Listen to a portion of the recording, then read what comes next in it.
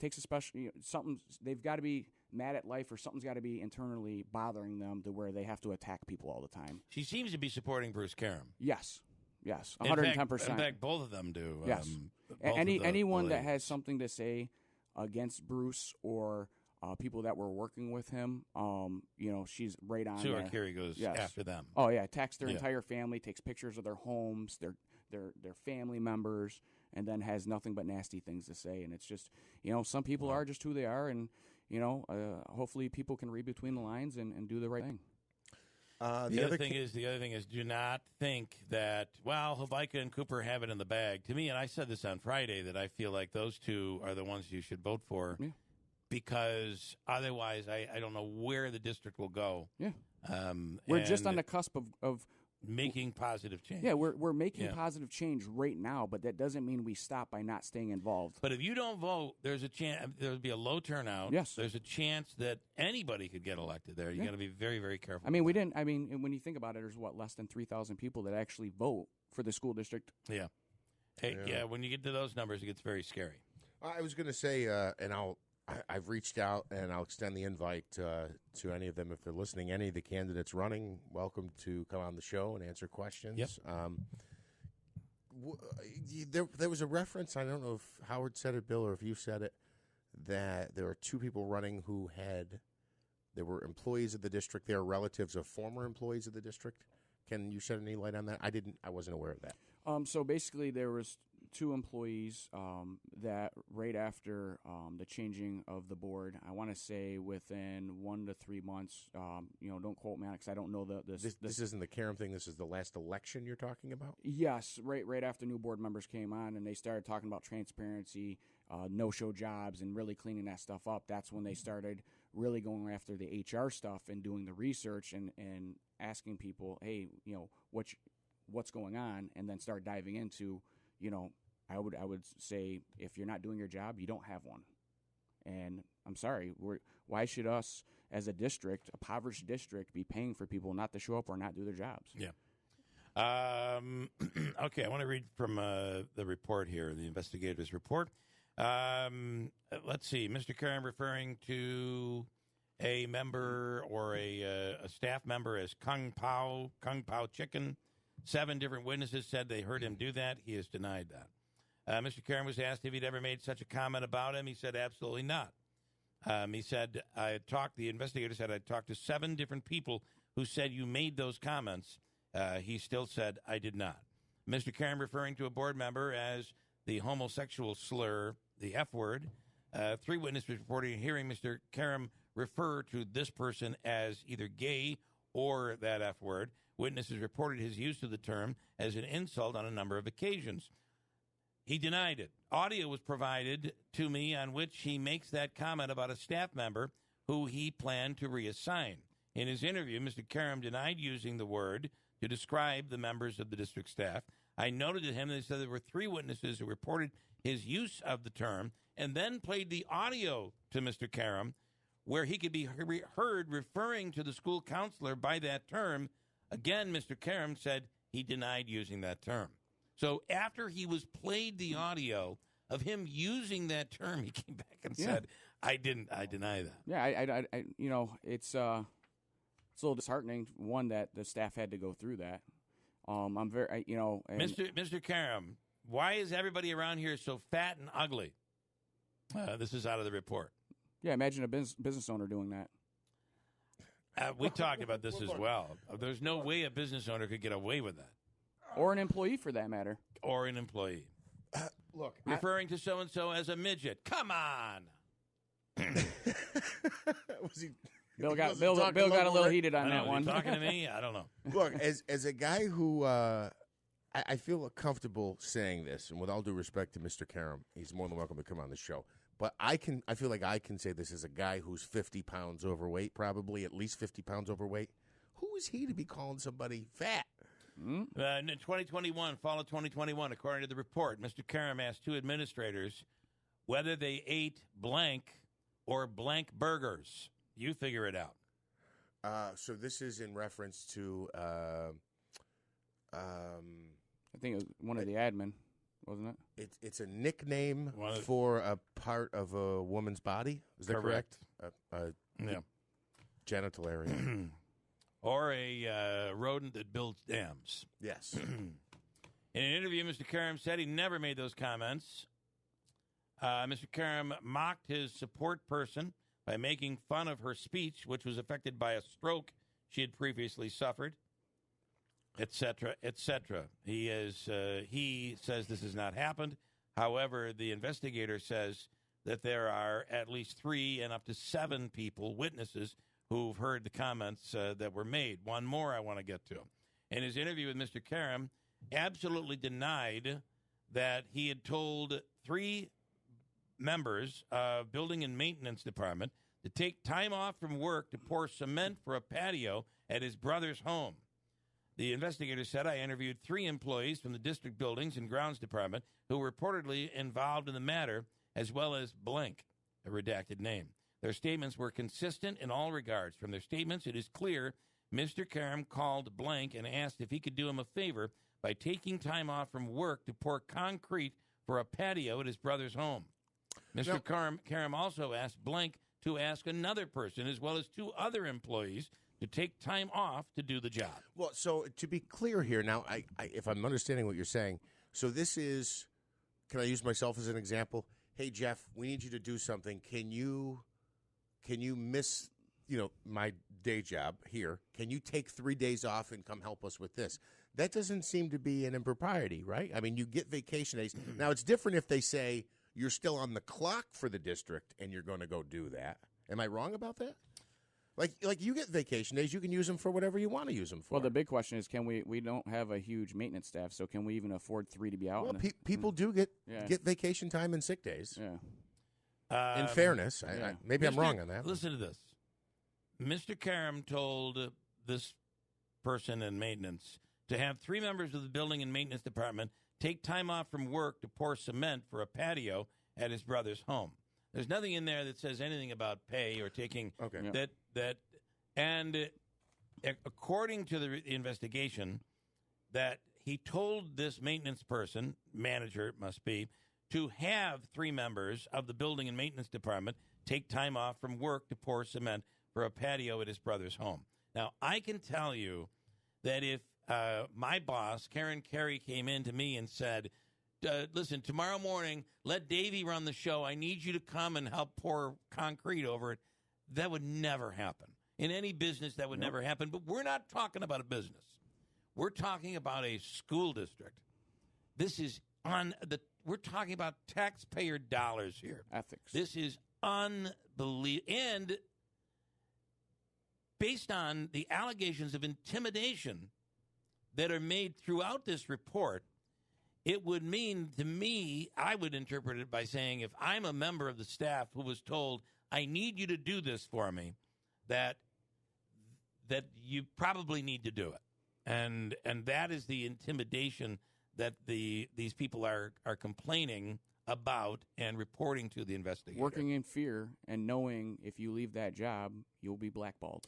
The employees, and this goes on, and this might address some of what you had said, the employees were told they had to take leave time from their regular positions to do the work. It appears from absence records that the work took place on October 19th, 2021. 2 of the employees put in for sick leave and 1 for vacation, so they had to give up a vacation day to do this. Each of the employees felt they had to, this is important. I asked, you got the answer, thank you. Each of the employees felt they had to do this job for Mr. Karam's brother on their paid leave time, or there would be consequences at work. Blank said he has been in the district for 30 years and knew that if he didn't do this, quote, favor, he wouldn't get overtime or materials he needed to do his job. He said that if he refused to do the work, he, quote, would be punished. The other 2 employees, blank and blank, expressed the same sentiment. All 3 said they were paid $100 by blank. All 3 stated that 1 or 2 times in the past they had been asked to take leave time off from their jobs from the school district to do the work on homes of either blank or Bruce Karam. They each claimed that they did not receive any compensation for that prior work. Each man believed that if they did not do the work, they would, in the words of 2 of the employees, be, quote, blackballed. Well, there's the answer, I guess. Okay. Is this unbelievable? So is he going to actually sit there and say every adult is lying? Well, I mean, that's pretty much what it's saying. In the report, he's basically saying everyone is lying. Recordings don't matter. Reports don't matter. He's saying the voice you're hearing on the recording, I deny it still. I mean, this is just here's mind-blowing when you go through this report. Every single taxpayer and parent and employee in the school district should be so livid over this type of behavior. And then how bad was it that these employees didn't feel like they could speak, or they would become a victim in the district? I mean, what are we operating here? Does not sound like a school district. No. It's a do-it-or-else system. It's unbelievable. Anyone to add to it? No. And I'm glad I asked the question because I was like, well, what does that mean? And I'm glad you broke that down for what the allegation is. And go back to the report. That was actually sent to me over the weekend. So as soon as I got it, read it, I sent it on over. Thank you for that. There's a lot of people that really need to be, they don't want their name mentioned, but there's probably 50, 60 people at minimum within our community, in and out of our school district, that have been really helpful to me to be able to do the research and put the time in to get the answers. Well, think of the number of people who have left the school district to avoid this type of behavior. I want to continue with the work at the brother's house and being blackballed. Are you ready? Yep. Blank provided, this is according to the investigator's report, Blank provided a screenshot of a text message that he said he received from Blank the day he was working on Blank's patio. In the screenshot, there is a message, quote, "I don't know what time I'm getting out of here." Below that is a picture of the patio after the cement has been poured and lined. Next, there's another message. "Did we suck enough blank for today? LOL." It continues. It must be noted that Mr. Karam directed listen to this. This is according to the investigator. It must be noted that Mr. Karam directed an IT employee to delete emails from his district email account that were from or to his blank, blank, and blank's email or text message, who are also district employees. This was done the day before he was placed.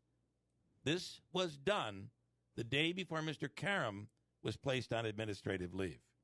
In his interview, Mr. Karam stated he had never asked anyone to take time off to work on his or his family's homes. So people just randomly have photos of the day of the work and just showed up for fun of it. As his attorney said to us, everything in that report is basically just Mr. Karam using foul language. There's nothing else there. Boy, it does not seem like that is the case, does it? It seems like there's so much more there and so many more allegations. And when you say it's their word against his word, the problem is the we're talking about here are 3, 4, 5, 6, 7 witnesses at a time. I mean, you're talking an investigation, you're talking audio, you're talking text messages, you're talking pictures and text messages. How much more do you have to show to prove? Yeah. Anything you want to add, Howard? We appreciate your time. Basically, I just want to tell everybody, you're going to vote for who you vote for. That's your right. But I strongly recommend Mr. Habaika and Mr. Cooper for our school board seats. And you know what? If you have strong opinions or views on who you want to vote for, I just hope that you get out and vote. That's the number one priority. These are our children, our community. And even if you don't have children in this community, it's still your place of where you live. And making sure we have the best school district also brings value to our community. So there's a whole other thing about who signed petitions for and carried petitions for Sue Arcuri. I haven't even gotten into that. But would you agree that Martosha, the other woman's name is I think it was Mrs. Greco. Greco, Ms. Greco. and Sue Arcuri. Would you say those three would be three people that Karen would like to see on the board? Without a doubt. Okay. Without a doubt. Howard Potter, thank you. Likewise. Beautiful woodwork adds warmth and charm to any kitchen. But years of use can leave your cabinets worn and faded. When you call Enhance, we'll make your cabinets as good as new again in as little as 1 day for a lot less than you'd pay for traditional refinishing or replacements. Whether you want to renew your cabinet's original finish or completely change their color, just tell us the look you want and we'll help you get it. Or bring your hardwood floors back to life. With most Enhance renewals, you can use your floors again the same day. Plus, there's no mess, no dust, and no odors. Call Enhance today for a free in-home consultation. We'll explain the process, we'll show you how your cabinets or floors will look when we're done, and we promise you'll be really pleased with the price. And when you trust Enhance, you'll get the skilled workmanship and attention to detail we bring to every job. There's no obligation. Call us now at 738-1113. 738-1113. Honey, why are you peeking out the window and spying on the neighbors? I can't stop watching what they're doing to their house. Look at that. They added a sunroom and put in a pool. Do you think they won the lottery? No, not the lottery. Julie and Jeff got a home equity loan from Adirondack Bank. They're using the equity from their home to renovate. Really? Yes, Adirondack Bank has home equity rates as low as 3.99% annual percentage rate. You can access the equity in your home to fund almost anything. Huh. Maybe we should call Adirondack Bank. What about a new kitchen? Wouldn't that be awesome? Well, then, of course, we would need new furniture, and we could repair the roof. Oh, and even take that trip to Italy that we've always talked about. And, of course, I need a new car. Slow down, honey. Let's go talk to the experts at Adirondack Bank. Stop into your local Adirondack Bank for more information on home equity loan rates as low as 3.99% APR. Or call 877-404-2265 for credit costs and terms. Apply today at AdirondackBank.com. Equal housing lender, member FDIC. Hi, this is Jill Hayes. And this is Scott Hayes from New York Sash. And we're here to tell you, never let a window salesperson in your home. Wait, what? That's right. Never invite a company you don't know yet into your home. But honey, we need to measure the windows and calculate savings. I know, Scott, but I'm worried that people will get stuck with one of those high-pressure window companies. So instead, I'm telling them to come to our showroom. Oh, okay. Instead of high pressure, come to our beautiful showroom on Oriskany Boulevard in Whitesboro, where there's no pressure and all of our products are on display. Siding, bathrooms, gutters, and of course, windows. Browse our new line of New York Sash brand windows. Open and close them, see how easy they are to clean and how beautiful they look. And only when you're ready, we'll come out and measure them up. Seeing is believing, and at our New York Sash Idea and Design Center, there's never any pressure. Just siding, bathrooms, windows, and more. We're open Monday through Saturday on Oriskany Boulevard in Whitesboro. And as always, let our family take care of your family. WIBX 950 and 106.9 FM. This is Keeler. 6:36. Little about the same today as yesterday, right? But then we warm right up. 70, 75, 77 on Friday. A little bit cooler for the weekend, but it looks like Sunday now. They're no longer calling for rain. I don't know how. You know what it is? 4 or 5 days out, it changes 3 or 4 times before we get there. But right now, they've pulled back the precipitation forecast for Mother's Day. Yesterday was a good day, though, right? It was nice. It was a little chilly. It was a little cool. If you're in the sun, you're all right. But otherwise, you know. And maybe it's because my pool water was only 49. That probably was it. But, you know, the sun's shining. You got to go in. Well, I'm just saying, if you're out there umping a game, you got long pants on, you're out in the sun. Well, I didn't have long pants on. You're right. 67 is pretty good. You had to feel pretty good. This is National Teacher Appreciation Week. So well, make sure, and it's Mother's Day. You better take care of your wife this week. Well, I already did this morning on National Teacher Appreciation Week. When I got up this morning at 4:30, I woke my wife up and said, "Happy National Teacher Appreciation Week." She didn't appreciate it. I don't know why. I don't blame her. You try to do good things.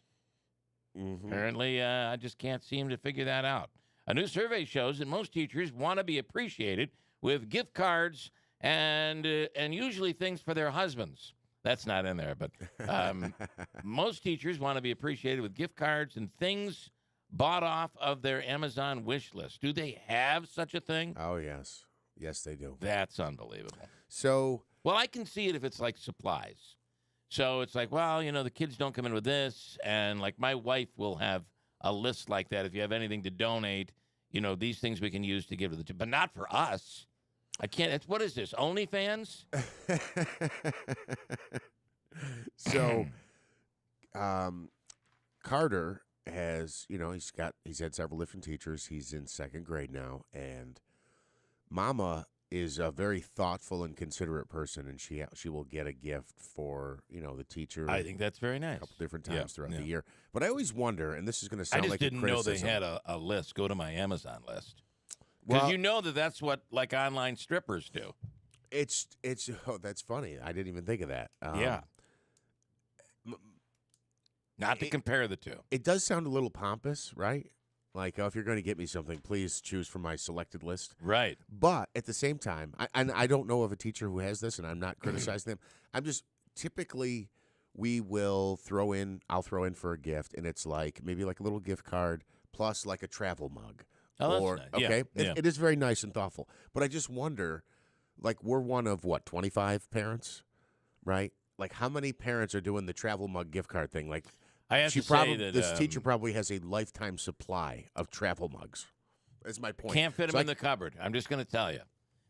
We have an area downstairs where we have to store because there's so many. So she just wants wine. The teacher, I'm telling you, wants wine.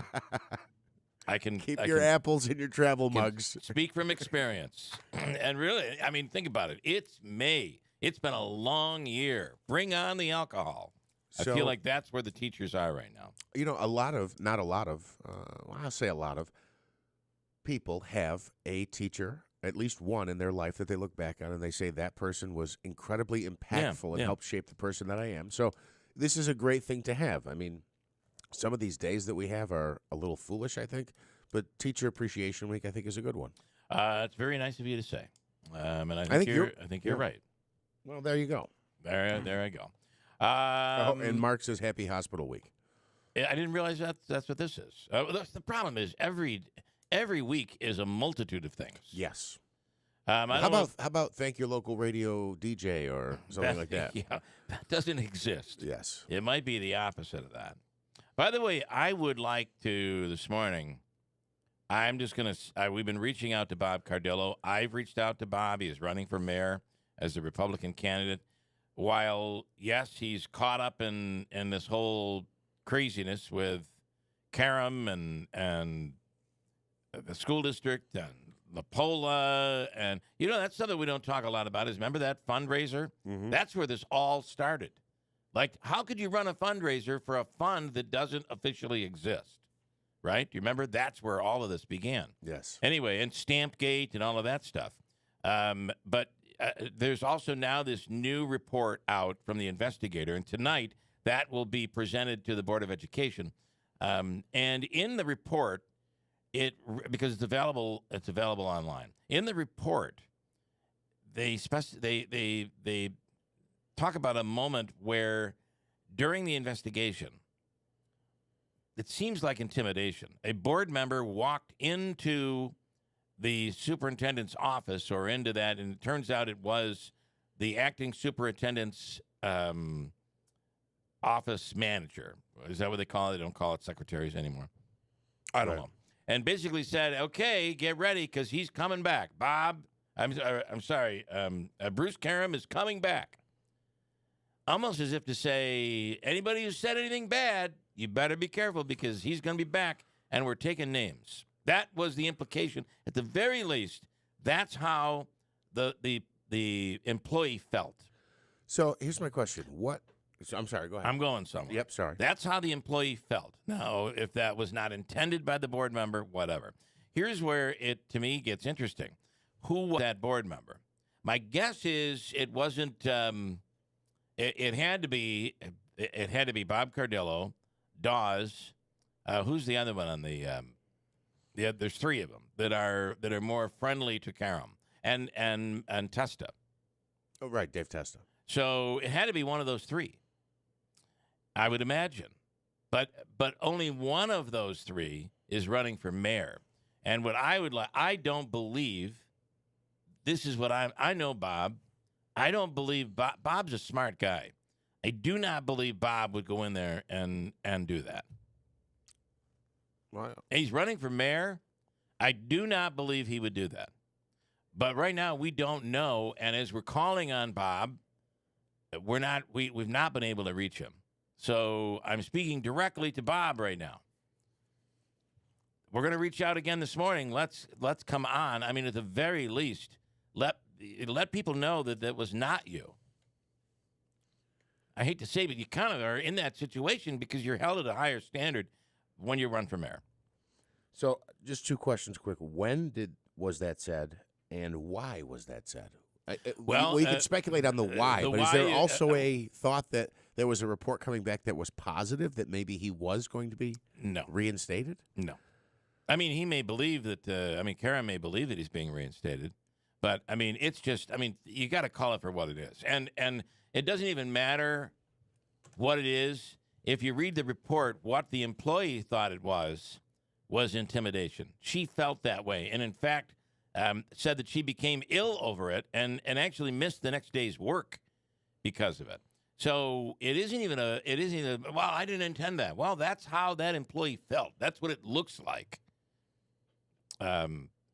So I just would like to reach out to Bob for him to be able to, because we haven't had Bob on since March, I believe. It goes back to March. So, Bob, we want to, in this case, set you free to be able to run your mayoral campaign and not have this hanging on your head here, hanging on your shoulders, hanging around your neck. Hanging around your neck. We don't want it hanging around your neck. So I think that I'm hoping we get him this morning. Henry is on the line here on the topic. Hi, Henry. Good morning. Mr. Keeler, good morning. I just had a question. I hear a lot of comments about Bruce Karam, how intimidating he is and all these statements that are being made. What happened to the days when men were men, that men can stand up for themselves? I feel that, like, if somebody's trying to tell me something to do or not to do and I don't want to do it, I'm not going to do it. I don't see Bruce Karam as some tough guy that's going to beat people up if they don't do what he wants them to do. I just don't believe it. Yeah. I think he's a gentle guy. I think he's a nice guy. I've had interactions with him. He's always very polite, very soft-spoken. And I don't see how that guy, I know he could never intimidate me, but how could he ever intimidate me? Let me ask you that. Let me just ask you this, okay? Sure. I want did you hear the audio that's been out of Bruce? I personally didn't hear it. I really don't. I'm not going to judge anything by their words. As far as intimidation, intimidation. Are you intimidated by him? Would you be intimidated by him on the street? Would you be intimidated by him? I guess. I wouldn't. Yeah.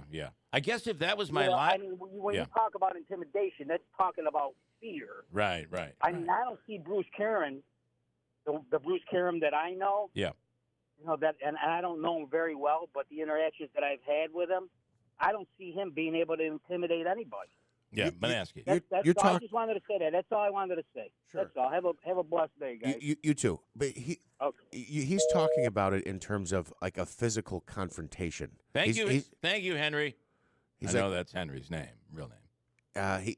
If I saw him on the street, like this, the allegations that have come in were about where you were placed, and retaliation on the job, right? Mm-hmm. Not, hey, if I saw you out in the street man to man and you told me to go pick up that shovel, I'd say no, unless you're going to make me do it.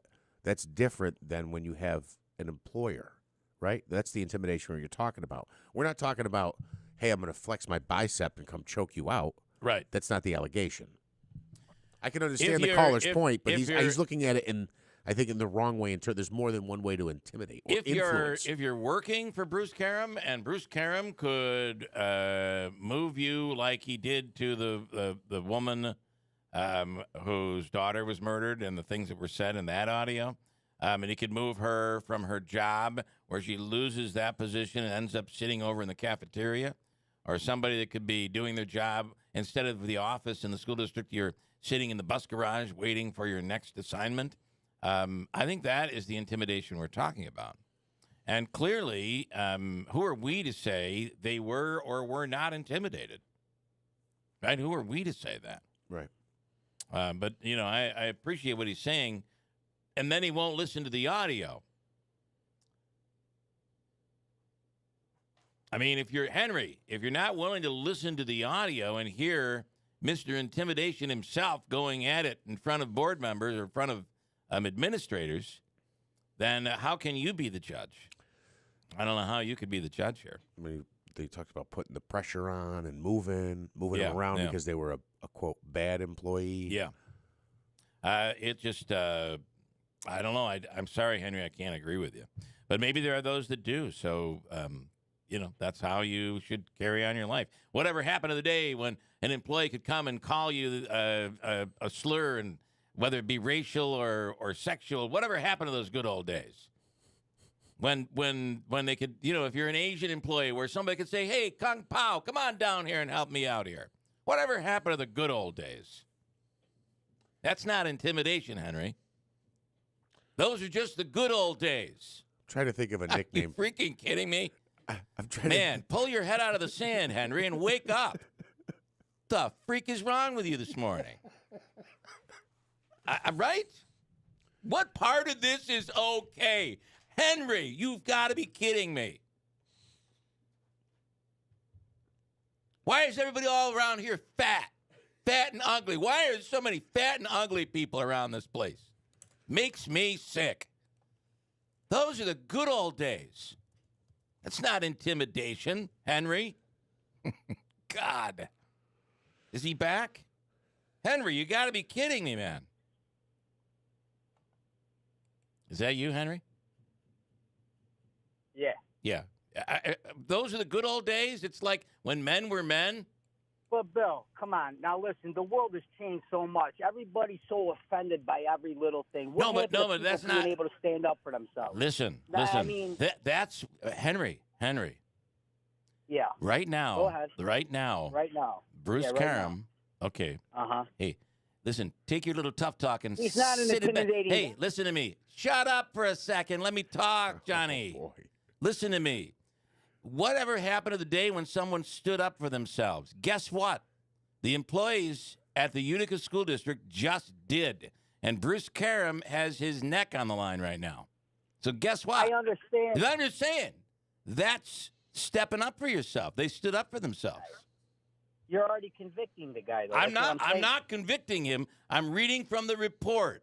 Like conviction. I'm reading from the report, Henry. To me. What'd you say? Go ahead. I said I'm reading from the report. From what I hear, the way everybody's speaking, they've already convicted this guy. Well, you are already unconvicting him and saying that these people are a bunch of wusses. Everybody's biased to this guy, Well, let it play out and see what everything, how everything unfolds. Oh, it's going to play out. I'm just saying he's not an intimidating guy. Well, so if people in this soft world today are intimidated by Bruce Karam, they got issues. They're not going to make it in this world. I've never worked for anybody in my life, so I'm sorry that people got to go work for a paycheck every week. But Bruce Karam, to me, is just a nice guy. I don't feel that. And that's fine. That's all I wanted to say. And listen. Don't say wake up, because I'm awake. And I don't think you are.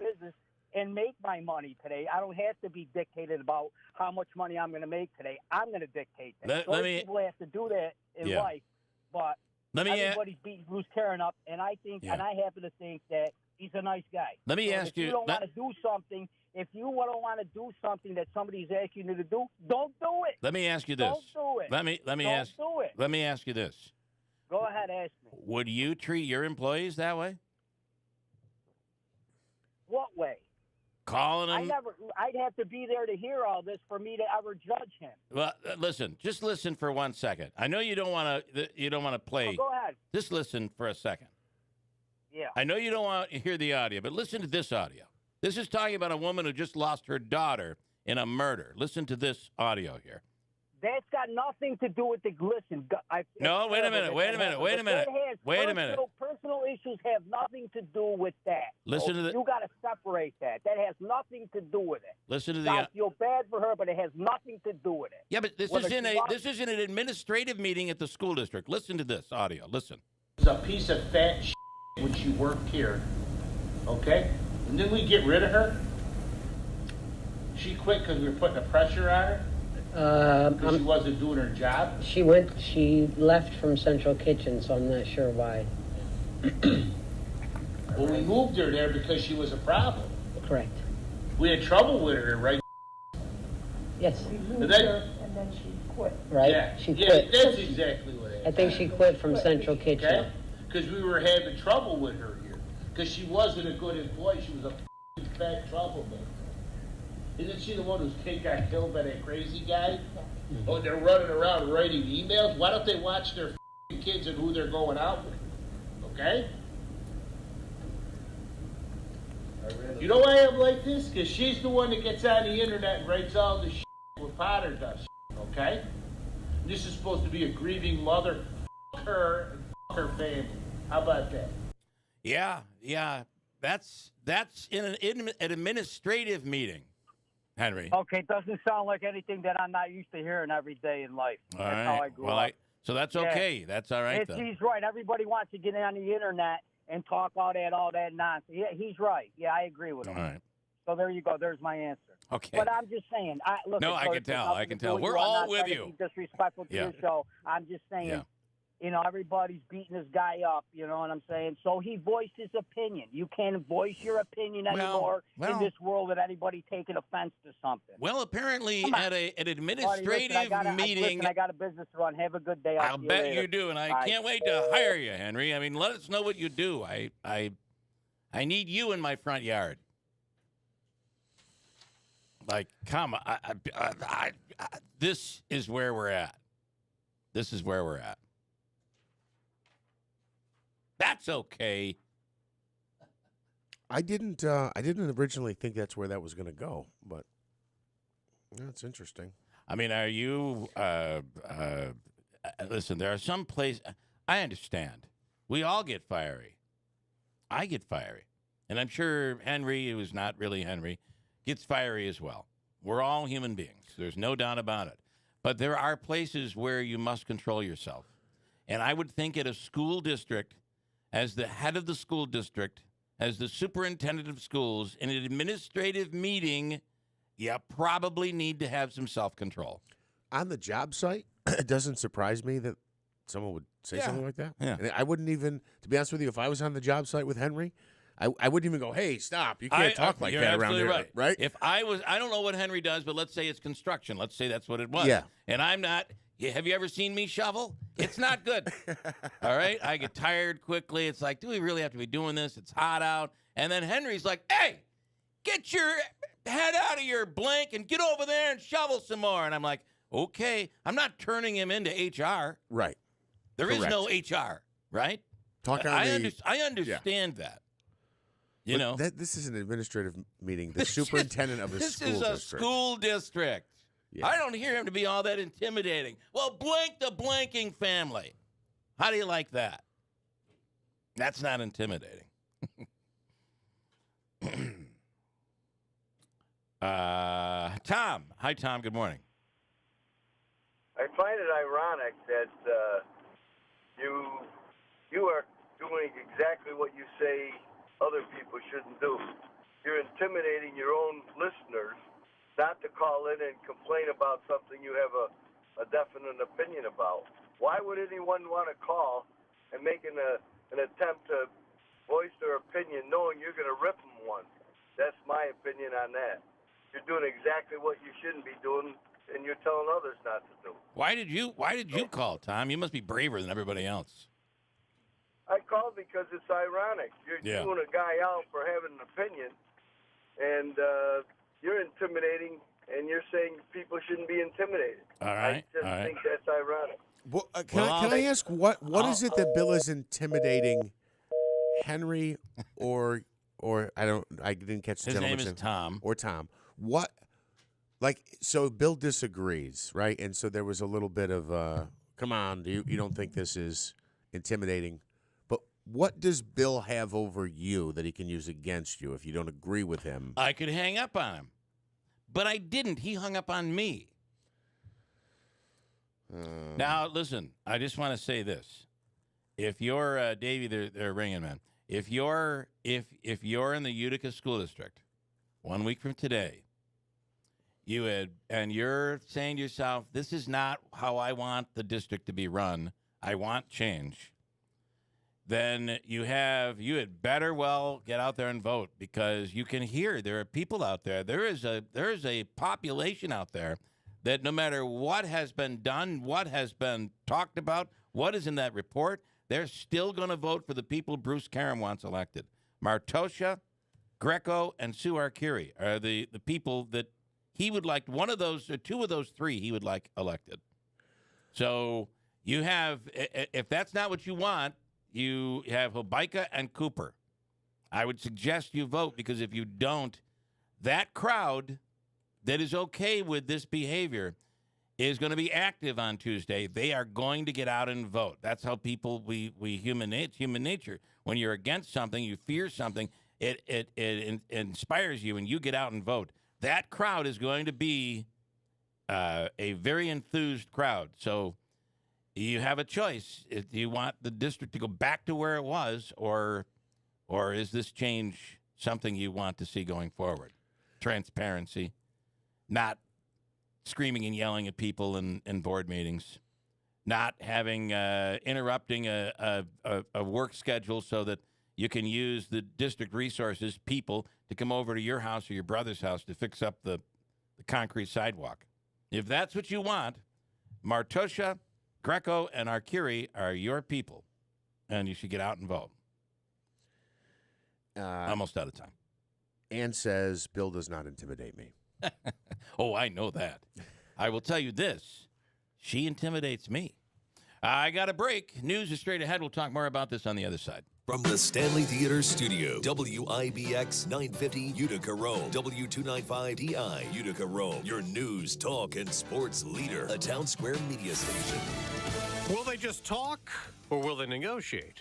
I'm Dave Anthony, Fox News. President Biden will meet with House Speaker Kevin McCarthy and other congressional leaders today to talk about raising the debt limit weeks before a possible U.S. default. Joe Biden, for months now, has said he simply won't sit down to negotiate. It makes me wonder if he or his minders are worried about him sitting down to negotiate one-on-one with Kevin McCarthy, and if he's capable of doing that. GOP Senator Tom Cotton tells Fox the president and Democrats will have to negotiate with Republicans on attaching spending cuts to increasing the U.S. borrowing authority. The president will also today talk by phone with Mexico's president. 2 days before the Title 42 COVID policy expires, expected to usher in a new wave of illegal immigration and a surge that's already underway. New video from the Fox drone team shows one of the biggest groups of migrants we have ever seen after they crossed illegally into Brownsville, Texas.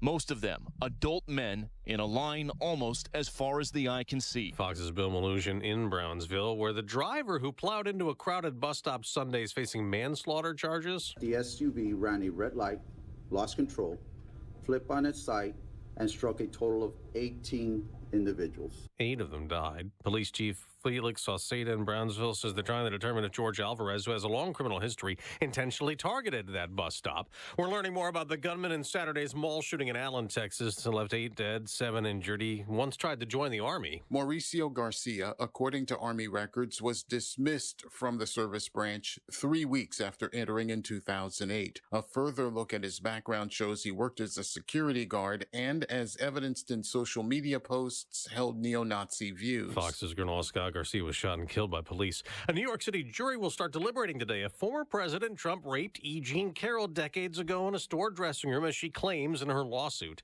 He denies it. The former president calls it a made-up scam. America's listening to Fox News. How far will the left go to win 2024? Will they send out more stimulus checks or give away trillions more to left-wing groups? The simple truth is they don't care if your retirement is eroded down to a fraction of its value. They just want to win. Hi, Stephen K. Bannon. I want to encourage you to diversify your 401k or IRA out of paper assets and into a physical gold IRA. And the only company I recommend for gold IRAs is conservative-owned Birch Gold Group.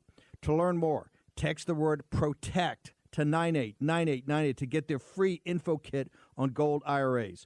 Do this now before Democrats have a chance to legislate away your life savings. Get your free info kit on gold IRAs by texting PROTECT to the number 989898. There's nothing to buy and no obligation at all. So use your agency. Take action now. Text the word PROTECT to the number 989898. Paid for by Birch Gold Group. Well, we have some clouds out there this morning and off to a bit of a chilly start. We are at 42 degrees. WIBX News Time is 7:03. This news update is brought to you by Cliff's Local Market. They keep you going. A Central New York man facing a dozen charges after police say he hacked adolescent Snapchat accounts to steal nude pics and then used those photos to extort his 10 and 14-year-old victims for additional nude images.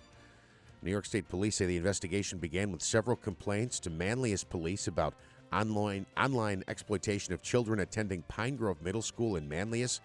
The investigation included the FBI, which was also part of a search warrant of a home in Onondaga County, in fact, in the town of Van Buren, at the home of 24-year-old Louis Frantangelo. The victims were, again, between the ages of 10 and 14, and authorities say that they cooperated under the threat of they cooperated under the threat that he would send the nudes that he had stolen to friends and family. In one instance, the suspect identified the location of the middle school child and parked outside of their residence. You can read more on this story on our website at WIBX950.com. Frantangelo from the town of Van Buren facing 9 felony charges, 3 misdemeanors, and a violation. Again, more on that story on our website. Governor Kathy Hochul outlining the impact the recently passed state budget will have on mental health services. In Buffalo yesterday, the governor said that funding will go toward things like increasing inpatient psychiatric treatment capacity, boosting insurance coverage, and expanding outpatient services. Since the start of the COVID-19 pandemic, more than 1 in 3 New Yorkers have sought mental health care or know someone in need of it. The governor believes that her plan will help meet everyone's needs. A 16-year-old Fulton teenager has passed away days after being injured in an accident in Oswego County. On April 30th, Brady Niver was a passenger in a vehicle driven by his girlfriend, 17-year-old Riley Bartlett, when the vehicle crashed on State Route 48 in Granby. Bartlett died at the scene, and Niver lost his life yesterday after spending several days in the hospital. Both teenagers were students at Ray Bodley High School, and a crisis response team will be available there today to help classmates and staff deal with the tragedy. The FBI says more witnesses have come forward in the case of a missing SUNY Morrisville student, Tammy Mahoney. She was last seen alive in May of 1981 when she hitchhiked to a party near Oneida before getting into an altercation that caused her to leave the event. Investigators have suggested she was murdered, but her body was never discovered. The FBI says new witnesses have confirmed information that's been provided in the past. Tips involving the case can be submitted by dialing 731-1781, 315-731-1781. Your WIBX Weather Center forecast. Our string of sunny days and warm weather continues. Here's your forecast from Eyewitness News. I'm Eyewitness News Chief Meteorologist Craig Flint at the WIBX Weather Center today. Partly to mostly sunny by afternoon, becoming slightly breezy and mild, a high of 64. Tonight, mainly clear sky and chilly, a low of 38. And tomorrow looks great under a mainly sunny sky, breezy, comfortably warm in the afternoon, a high near 70. For more on your local forecast, tune to Eyewitness News at 6 on WUTR. I'm meteorologist Craig Flint on WIBX 950 and 106.9 FM.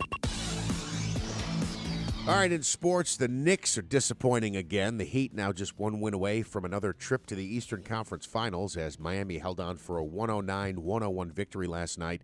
Jimmy Butler leading the Heat in scoring with 27 points. Bam Adebayo recorded a double-double, 23 and 13. And Jalen Brunson leading all scorers with 32 points. He also dished out a game-high 11 assists for the Knicks, who are now 1 game away from being ousted from the playoffs. They will host Miami for Game 5 tomorrow night at MSG. The Yankees won their series opener against the A's 7-2. DJ LeMahieu, Aaron Hicks, Gleyber Torres, and Oswaldo Cabrera each crushed home runs, while Anthony Rizzo was 2 for 3 with a walk. The Yankees now 19-17, still last, though, in the AL East. The Mets, hoping to snap their recent skid, they open up a series in Cincinnati tonight. New York has dropped 5 of their last 6. Veteran right-hander Max Scherzer is expected to make his 6th start of the season. The Mets are 17-18 on the year. The NBA postseason continuing last night. I mentioned the Knicks-Heat game. Well, L.A. puts Golden State on the brink of elimination. 104-101 the final last night as L.A. now takes a 3-1 series lead as they look to return to the Western Conference Finals. The NBA is fining but not suspending Nuggets star Nikola Jokic following an incident with the Suns owner on Sunday. The league announced that Jokic was fined $25,000 for shoving Matt Ishbia during Denver's Game 4 loss in Phoenix.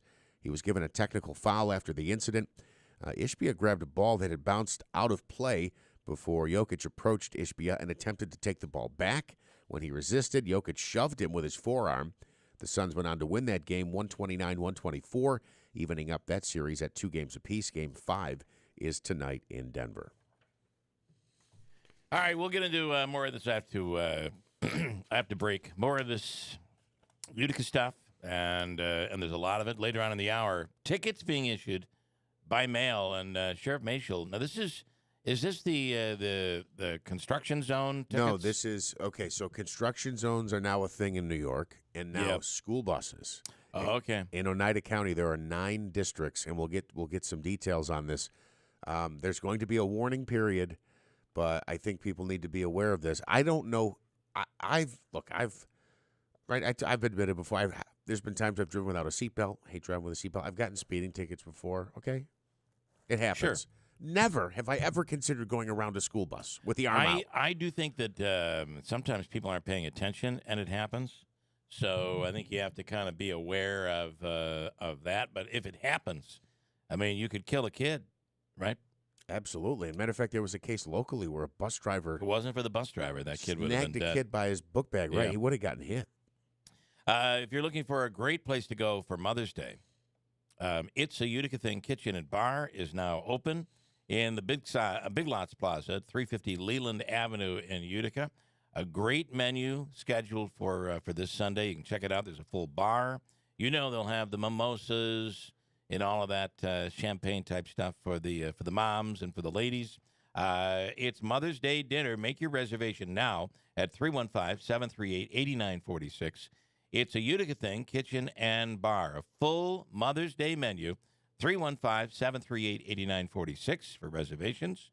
Open on Sunday at 1 p.m. for Mother's Day dinner and brunch and all that. Do you want to hear from the app? Some comments? Yeah, let's do it. All right. Keith says, good morning from Oklahoma. I miss your show so much. Glad I remembered your app. Doing well after my cancer treatment. Ralph says, good luck, man. Just change Karam's name to Trump, and you'll be fine with this. It wouldn't even register on the outrage scale. It wouldn't even make your airwaves. And Jan in Utica says, is Henry really Joe Pesci? Henry sounds tough. There's no doubt about it, right? He does. He does. And if you're going down the Joe Pesci road, we'd be calling Henry Telephone Tough Guy. What do you mean I intimidate you? I make you nervous? Yeah. I make you scared? That's kind of a little play on the what do you mean? Great. Yeah. What do you think I'm funny? What do you think I'm funny? What do you think I'm funny? How am I funny?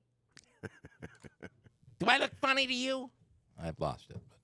Got a break. It's 7-11, and we'll tell you about Jimmy Fallon. Tickets are on sale right now at Ticketmaster. Jimmy Fallon coming to the Stanley Theater on November 11th on Veterans Day, along with Kennedy from Fox Business.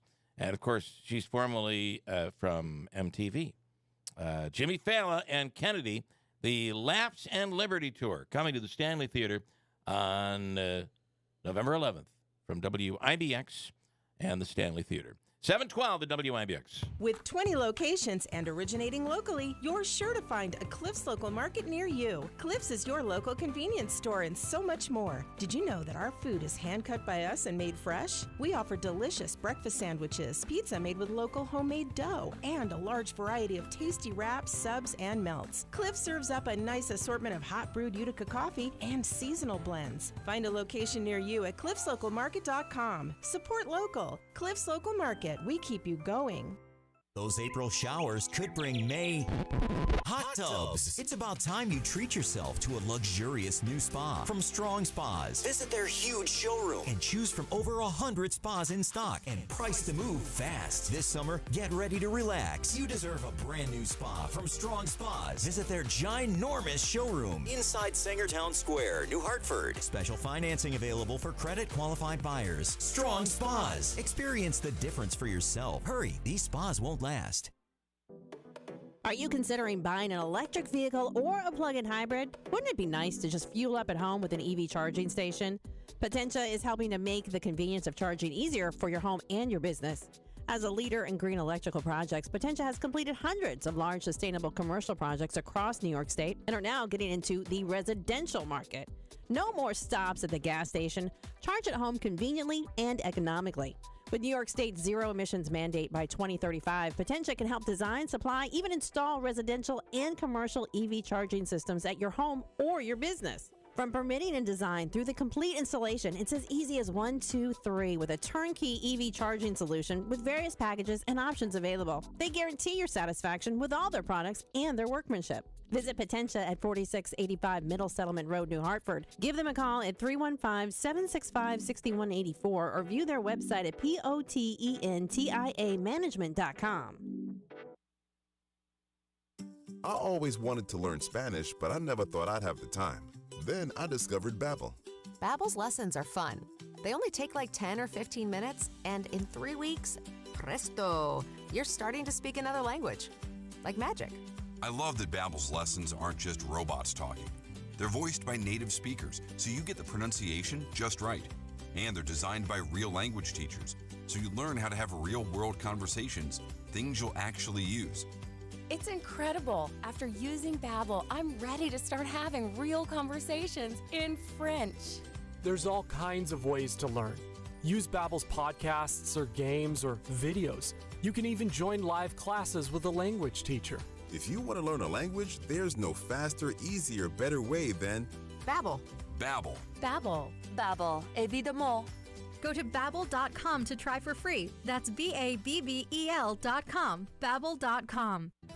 Hi, this is Tom Cole from Gates Cole Insurance with exciting news. We're expanding with a couple of new offices in our area. One new location is Tall Pines Insurance in Boonville. They're another independent insurance agency that takes pride in making customers happy. That fits our culture at Gates Cole perfectly. Here's Greg Lee from the newest Gates Cole location, Tall Pines Insurance in Boonville. The reason why I got into insurance was I wanted to allow my father the opportunity to retire and give back to my community. You know, we had the Boonville fire that wiped out a large area down here for us a few years ago, and so we showed up at the fire. You know, we were right there, ground zero with our insureds, who made sure that they were taken care of quickly. You know, we were able to get people the money that they needed to cover their expenses from that loss. For insurance for your home, auto, business, and just about everything else, trust your local independent insurance agency, Gates Cole Insurance, proudly representing Finger Lakes Fire and Casualty Company of Trumansburg, New York. Hi, I'm Joe Carbone. Welcome to Harley-Davidson and Power Sports of Utica. 35% off or 2 for 1 on all boots, hoodies, and big and tall. First bike night of the year, May 12th, with Showtime, Piggy Pants, plenty of cold beer. We'll see you there. Welcome to Power Sports of Utica, where you can take home a brand new C4 600 four-wheeler with all-wheel drive, a winch, and power steering for $65.99. And join us May 12th for our first bike night featuring Showtime, Piggy Pants Barbecue, and plenty of cold beer. First News with Keeler in the morning on WIBX.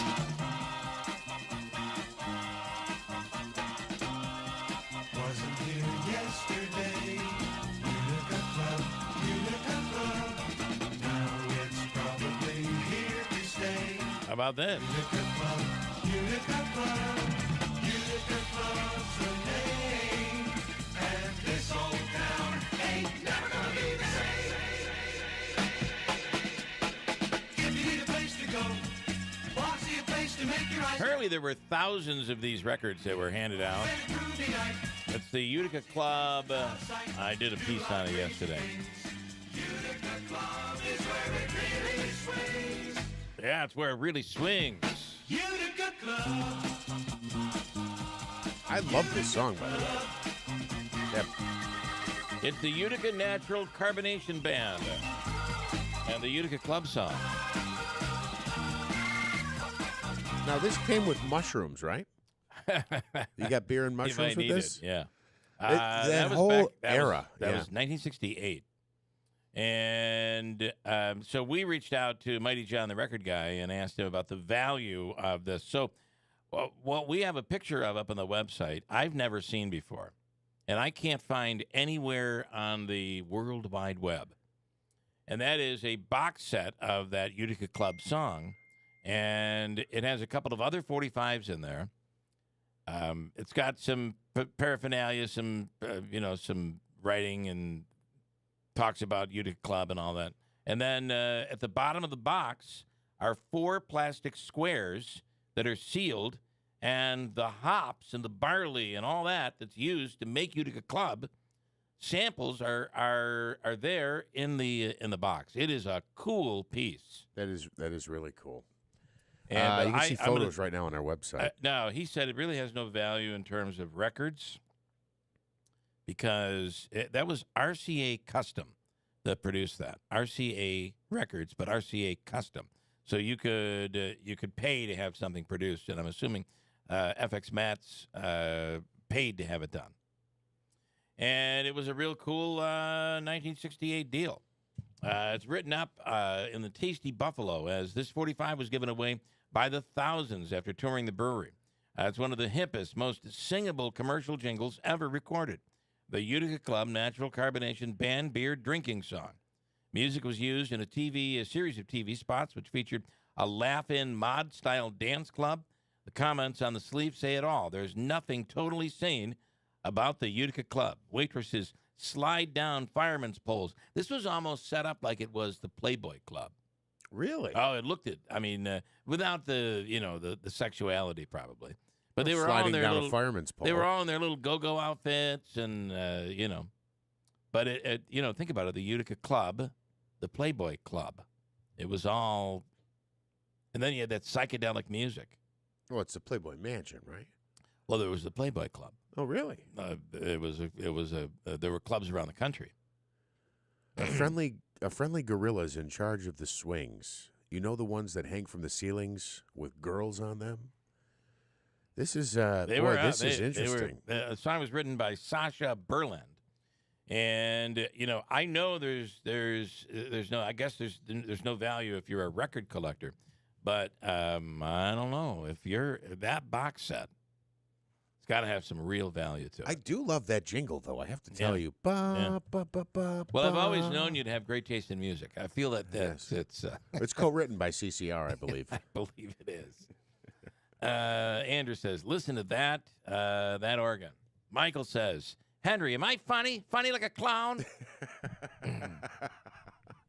Wayne, I'm not sensitive, but it sounds like if you didn't fall in line with Karam, he would make things tough on you, like not give you what you need or play favorites. Also, what happened to the good old days, like when you just shut your mouth or got beat up.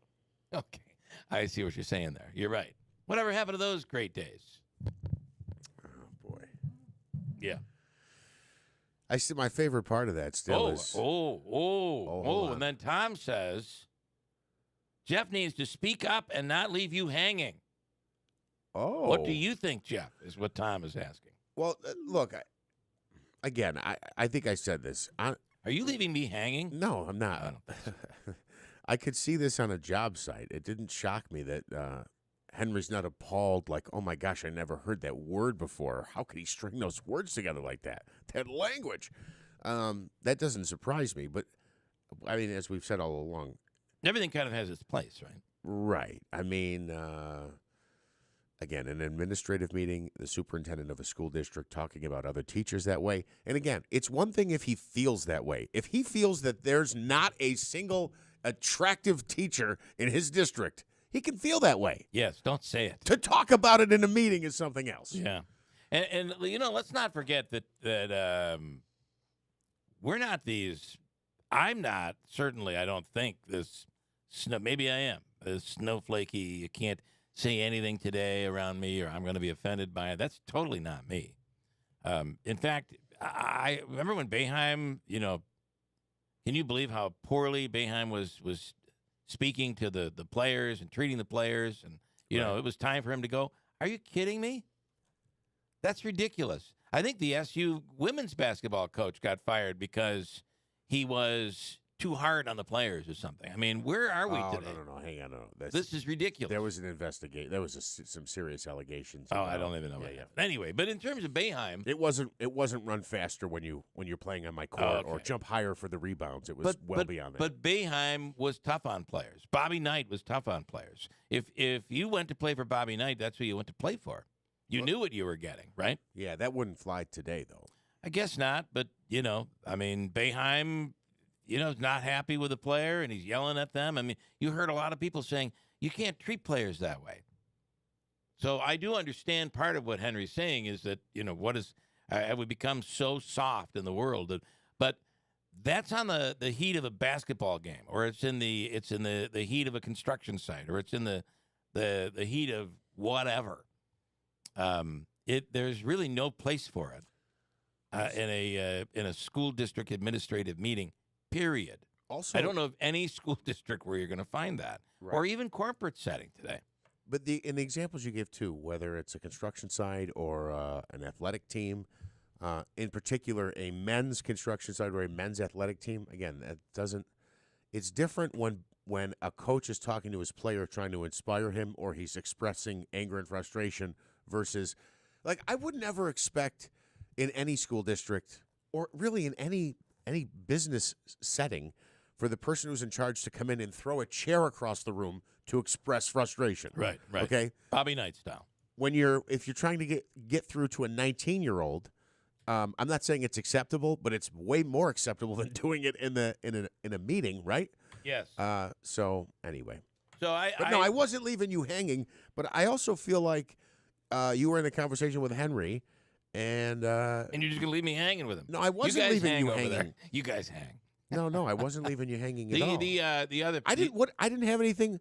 What was I going to add to that you didn't already say? The other part of this is the allegations, and I listen. I completely understand that this has to play out, but based on what we know, I would not. If I'm Mr. Karam, I would not want to be in his shoes right now. Based on what we know. And then the investigative report, remember, let's not forget, don't get away from the topic that we've gotten soft.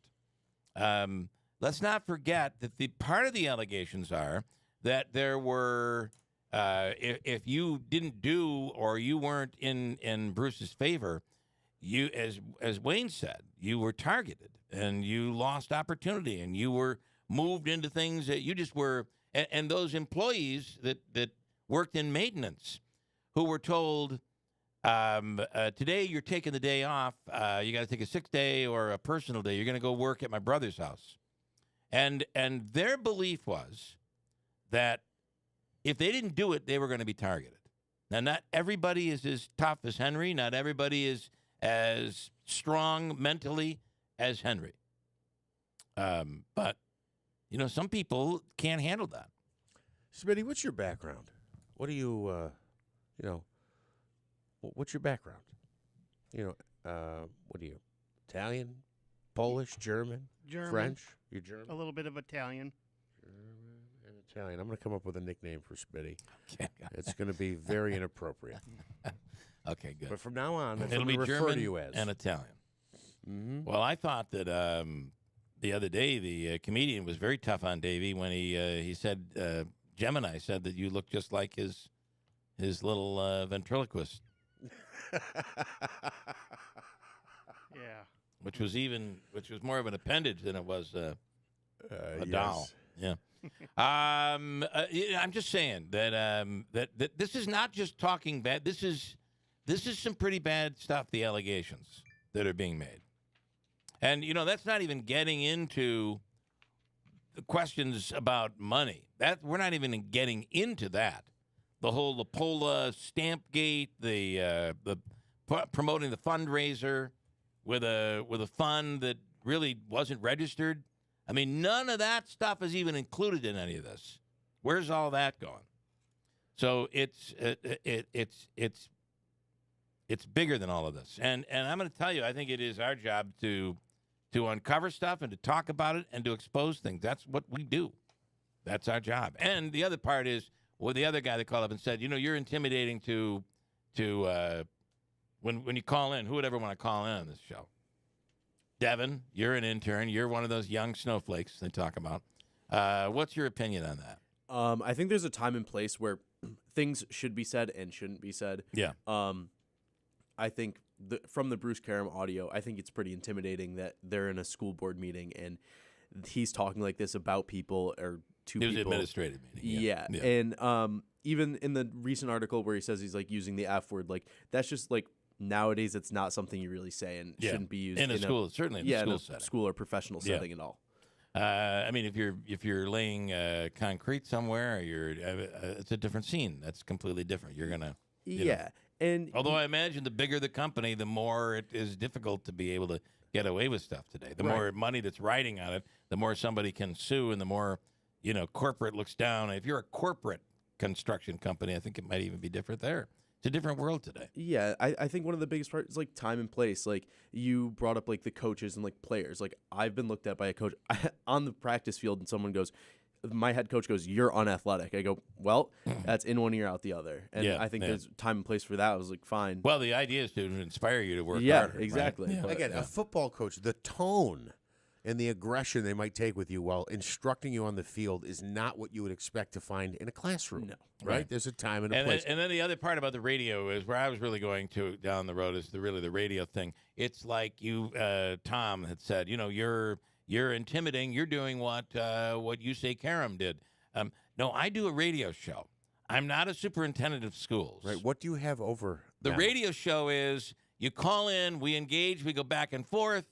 And, maybe that's intimidating. That's why a lot of people won't call a radio show. But it is what it is. You know what you're calling into. I do a radio show. I've done it for a long, long time. This is who I am and why I was hired. There's a difference there. And if you'd like to weigh in, you can do so via the app, or you can call that shaved sausage schnitzel in the other room at 315-736-0186. Oh, that's what he's calling you, Davey. Don't give me that look. Listen, do you want to get Davey angry? You just call him David. Yeah. You don't have to come up with a nickname. Right, Davey? Right. Nobody calls him David. Nope. Only people in my family, not here. That's right. Not here. You ain't my family. Dr. Kent Hall is from MVHS. Doc, good morning. Good morning. How you doing this morning? I look back fondly on the time that you told us when you were in surgery once, and you're like, with the surgeon, "What are you doing? You don't cut there, you moron." Remember that? Those were good days. Yeah. The good old days. I guess they would have been good days, or maybe not. Maybe not. You're right. Doc, good morning. It seems like not only I guess I didn't realize this, but I know somebody that's heading off to Tokyo, and they are just now, I believe next week, lifting their COVID restrictions. We think we've had it bad. Oh my goodness! Just now, they are lifting COVID restrictions over there. Yeah, this. Just as, early on there were, pockets that were, hit pretty hard and pockets that, were not hit at all very early in it. And then it kind of spread and it was kind of evenly distributed everywhere. Now as it fades away, it's the same kind of thing. There are going to be areas where it fades away faster and areas that are, hit or continue to have some problems. And so there's going to be a kind of a jigsaw puzzle of what's going on and what the governments are doing from an infection prevention standpoint. It's very interesting too that their economy has suffered tremendously because they have been, there's been no tourism, there's been nothing going on there, and everything has been shut down. But haven't they always been, the Japanese always been they were wearing masks before it was in style, I guess. Yeah, so that's true really of a lot of the East Asian countries. So if you look at Japan, if you look at Korea, if you look at Vietnam and places like that, they often wore, and China, they often wore masks when it was like the endemic flu and things like that. And China unfortunately also wears them because they have in their larger cities they have such pollution that people wear them to try and protect themselves from that. So yeah. It's a different culture, and so wearing a mask in those countries is not seen the same way as it is in the United States. Yeah. I just wanted to, we're looking at a turn in the weather finally. Temperatures, while we'll be in the mid to upper 60s today, 70s by the weekend, and by tomorrow, really into the 70s, we'll be close to 80 degrees on Friday. So the sun is going to be hot. We're heading towards, as we get into June and the summer solstice, it'll be the hottest sun you're going to be dealing with as we head into the summer. As we head into the summer weather, what should people be concerned about? Because it does seem like the mild winter we had has opened the door, not just for some illnesses, but things like beware of the threat of skin cancer, and also the threat of ticks and Lyme disease. Those are, I would think, two big things. Can you think of others? And talk about those two if you could. Yeah, so I would put it into three different buckets. So the first is just the heat itself. I mean, certainly right now we're kind of enjoying this, but if it gets up into the high 80s and 90s with high humidity, then there are people who are vulnerable to having heat-related illnesses. Certainly the elderly and the very young. We know they have a harder time regulating their own internal temperature, but people that are on different types of medications also do. And so, being aware of that, staying in as appropriate heat environment as possible, I think is going to be very important. And we need to be looking out for our fellow community members and, making sure that they're okay. If you have an elderly person that lives next to you and it's hot and you're not seeing them for a while, maybe just go and check on them and see how they're doing. So that's, that's the heat-related thing. Similar, honestly, in January and February, we worry about the opposite. We worry about, cold. So that's one thing. The second is what you said about, cancer, and, there are, especially skin cancers, you need to be very aware of protecting yourself from the sun's rays, especially the ultraviolet spectrum. And that goes a lot to genetics. So if you have, certain skin cancers, melanoma, things like that are in your family, then it is even more important that you are protecting yourself. And there are, good, sunscreens with high SPF values that will protect you from that. Where if you're going to be out for a while, you can wear long-sleeved shirts that are relatively light, so they protect you from the sun's rays, but will not necessarily, hold your heat in. So that's the second thing. And then the third that you mentioned is, infectious diseases. So there's tick-borne diseases like Lyme disease and Rocky Mountain spotted fever and things like that. In our area, it's more Lyme disease. But Rocky Mountain spotted fever again started in the Rocky Mountains, but it has spread around the country. But there's also mosquito-borne diseases. Eastern equine encephalitis, or EEE as we call it, is one of many. Thankfully, we don't have to worry about things like malaria. But all of them. And so what you need to do with that again is really to protect yourself. Yeah. So from a clothing standpoint, like I said last week, when I'm out now, I do tuck my pants into my socks to make sure that I'm protecting. I was up hiking in the Adirondacks on Sunday, and it was a beautiful day, and I really enjoyed getting out there. But I was also aware of where I was and what might be hitching a ride on me.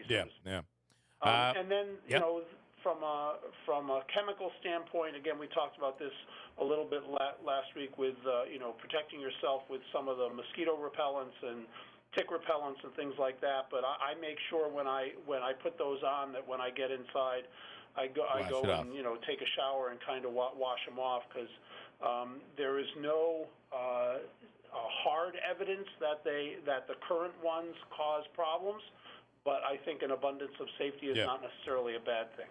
Next week, I'd love to talk about the process that is going to take place in October. Is in a 24 to 48 hour period. You'll be moving everyone and everything from the two hospitals into one. This is history. We're going to be taking a look at later in the year, and we certainly want to get a little taste for what's going to happen and cover it when it does. Yeah, that we're really looking forward to it. Now, some things will move sooner. We will start to have some deliveries made as soon as we actually take possession of the building, which will be in I think it's in the August timeframe. We'll be moving some things, taking some deliveries there and stuff, and moving probably some administrative functions down there. But on October 28th, over the span of what we think is going to be somewhere between 12 and 16 hours, all of the patients that are in both St. Elizabeth's and St. Luke's will be moving down to the Wynn Hospital. Wow. It will be interesting to watch and interesting to participate in. Be quite the parade we're going to be seeing in the fall. So, okay, Doc, as always, thank you so much. We'll do it again next week. Thanks, everybody. Have a great day, and please be safe. Dr. Ken Hall from MVHS. We have some comments. I have a free money question we're going to get to, Davey. Let me take Kevin before I break, and then we'll... By the way, it's Sweet and Sour Smitty, not Davey anymore. Sweet and Sour. Okay. Can't call him that. Is that where you're going, Davey? Sweet and that's what the ladies call him. Sweet and sour. Sweet and sour. Oh, don't do that. Right, well, listen, you little fried dumpling. You'll be what I call you, okay? Here's Kevin. Hi, Kevin. Good morning. Hi, good morning. I just had a couple comments on Bruce Karam incident there. I think it's very inappropriate behavior that school principal or superintendent would be talking to the school board in the way he does. And I think it's very inappropriate, and I'd like to know when he's going to get off administrative leave, because I don't think it's fair for the taxpayers of Utica to be paying two superintendents and costing the taxpayers a lot of money. I think that's a great question. It's a you fair wonder, question, you wonder how long this. So I guess what we're saying is he's either I don't want to use guilty or not guilty, but he's either not guilty or he's guilty. And when are they going to make a move? Fair question, Kevin. Thank you. Yeah, exactly. Okay, have a great day, guys. You do the same. Well, you might find it to be a fair question because Panda Express always expects an outcome within 15 minutes. So, you think it's just going to be rushed right along. Well, none of this menu has been rushed. But, he does have a contract that is there to protect him in a situation when there's some sort of a labor dispute. So the question is, how ironclad is that contract? And how do they get out of it if they decide to get out of it? Or how do you go back to normal after this? I'm not sure any of the answers to that. Fred F. Collis & Sons, heating, cooling, and insulation has been in business for more than 85 years. And nobody does work like Collis. Not only are they unbelievably polite in your home, but they have your back every step of the way. From the wintertime when things are very, very cold, that's when you know something's going to go wrong, like it did at our home. The furnace, of course, would go down on the coldest day of the winter, and Collis was there, assisting not just with working on the furnace, but came in with space heaters, whatever we needed to get along, because it was well below zero on that overnight when our furnace went down. And ultimately had a new furnace installed. There's nobody any better. Collis just recently won the 2023 President's Award at the Carrier Conference held in Austin, Texas, for outstanding leadership in several areas, including customer satisfaction and HVAC expertise. And with the weather warming up, think about keeping your home cool. Whether it's central air added to your home if you already have the ductwork or you want to add the ductwork, or a ductless mini split is a great option. Reach out to Collis for details, and there are many programs out there, rebates and incentives from the government to help you get it done. In some cases, people have paid for the entire program because it makes their home energy efficient. Right now, Collis is hiring. They're looking for a crew leader for their insulation team and insulation installers. Go to their website, fredfcollis.com, to learn more, or to apply, look at their careers page on their website. Davey, let's do the free money question here this morning from Hobica. A chance for you to win $100. And right now, we're going for caller number what? It's sweet and sour Smitty, Bill. Caller number what, Davey? Caller 7. Caller 7. Seventh caller right now. Great question. Your chance to win right now from Hobica and WIBX. Honey, why are you peeking out the window and spying on the neighbors? I can't stop watching what they're doing to their house. Look at that. They added a sunroom and put in a pool. Do you think they won the lottery? No, not the lottery. Julie and Jeff got a home equity loan from Adirondack Bank. They're using the equity from their home to renovate. Really? Yes, Adirondack Bank has home equity rates as low as 3.99% annual percentage rate. You can access the equity in your home to fund almost anything. Huh. Maybe we should call Adirondack Bank. What about a new kitchen? Wouldn't that be awesome? Well, then, of course, we would need new furniture, and we could repair the roof. Oh, and even take that trip to Italy that we've always talked about.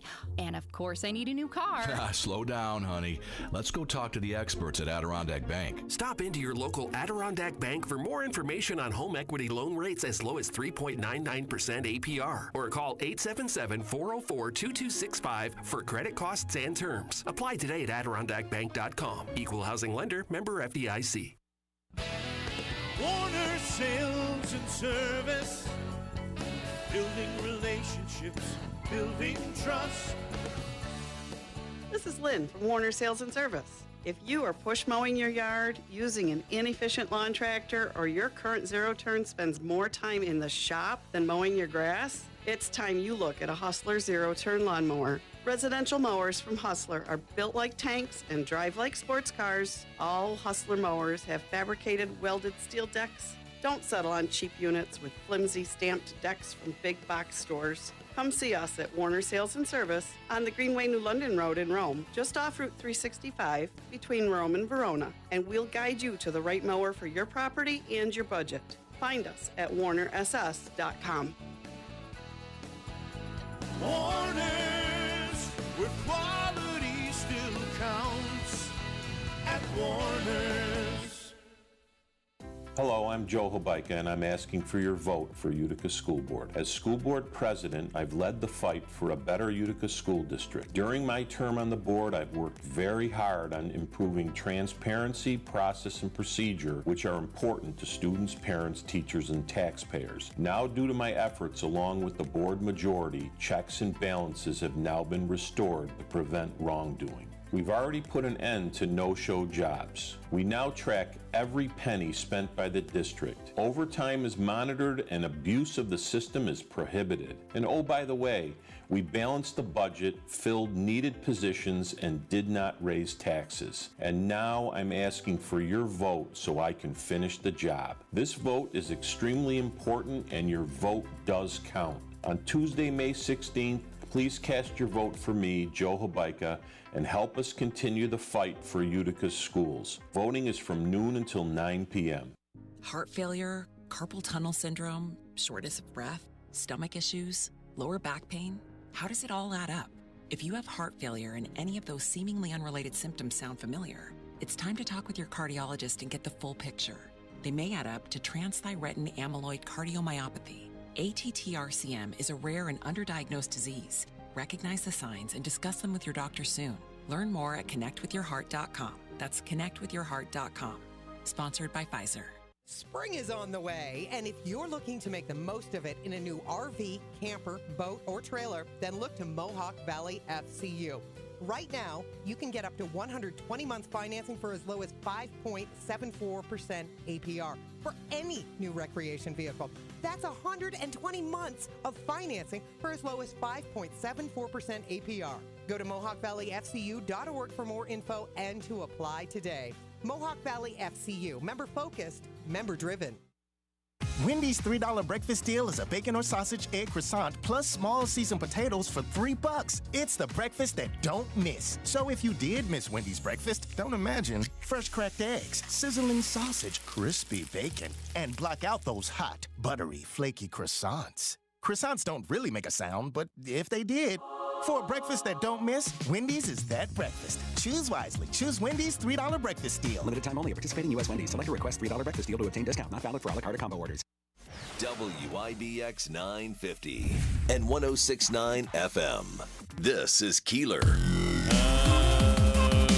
Okay. All right, Davey, we ready for the contest here? Hobica's free money question of the day. Joseph and Andrew Hobica at 315-724-1600. Davey, who do you call when you get in trouble and you need the legal assistance? Who do you call? Joe Hobica. That's not true. You always go to me and say, could you talk to Joe Hobica for me? That is true. Every time. All right, Davey. Thank you for that answer. I set you up there. Bill in Stittville. Good morning, William. Good morning. Good morning. Hello. Hi, Bill. You ready? Yes, I am. Are you ready to ace this question? I hope so. And walk away with $100 from the Hobica Law Firm. And That'd when be you do win, Bill, I'm going to add in the all-in-one Utica all-in-one food and fun card. It's a $25 gift card to Aquavino, Babes, 72 Tavern and Grill. Aquavino over in New Hartford right now. Taylor and the Cook, and any of the concession stands at Adirondack Bank Center or the Nexus. Okay, you ready? Here's your question. All right. This parade in Utica, New York, ended at Hotel Utica on April 1st, 1933. What were they celebrating? Ready, go. April Fool's Day. Not that. Something else. What year? It was April 1st, 1933. A major celebration. Any idea? End of the prohibition. That is exactly right. Yeah. That's exactly what it was. Yeah. Listen, we will give you the fun and food card. It was, and by the way, they marched from the brewery all the way to Hotel Utica. No, they staggered. It was kind of a stagger. And they served, and they sold the very first beer in America right there. Oh, pretty cool. I've heard that before. Yeah. I should have known that. Well, what are you going to do? You're under pressure, Bill. Stand by. Davey's going to take care of you. Fright. Thank you so much. Stage fright. Believe me, I deal with it all the time. Thank you. Davey will take care of you, Bill. Thank you. In the studio right now, Sheriff Rob Mashel. Good morning. Good morning. Bill calls in a lot. I know Bill. Bill, and Stittville. I thought he was going to pull that off. Yeah. Yep. And he did know it ultimately and that whole stage fright thing he talks about, it's real. Because you got that ticking going on in the background and all that stuff. Yeah. Okay. This is a major topic. You know, it's not often that I'm a big fan of people getting tickets. Because usually it's me. Yeah. But this is a place. This is a place where we should not be screwing around. Exactly. This is actually a project the county executive and I started in 2019, late 2019, and then COVID struck and this got shut right down. So as soon as we were able to get it back on the front burner and get it going, off we were running. And yesterday we actually went live with the system. But just to throw some numbers at you, in the state of New York, 50,000 school buses a day are passed by people in New York State. 50,000, isn't it? 50,000. Granted, a lot of them are downstate where the high traffic area is, but 50,000 buses are passed a day. How is that number even possible? It is. That's just. But when you think about it, Broome County, a county almost identical to us in size, they implemented this program a year ago. They've issued just under 5,000 summonses just in that one county alone. So when there's 62 counties and you look at, they've issued 5,000 summonses in a year or so's time, that 50,000 statewide daily really, it's a legit number, you know. But no, it's a serious concern. I mean, we see it every day. You know, traditionally, in the traditional way that we enforce people passing stop school buses still exists. This is a secondary one. So if a bus driver is able to capture a plate number, you know, whether it's with a camera or with their eyes, and they can identify the driver, based on a bus driver's deposition, we can have a deputy or police officer can go find that person and issue them a ticket. Right. Under Section 1174 of the traffic law, which is 5 points on your license and a pretty hefty fine. This is a new law that the state passed in 2019, which allows local municipalities to actually impose a civil fine on the registered owner. So again, this is a no points. This is no points, and it doesn't go to the driver of the car because the camera doesn't know who's driving.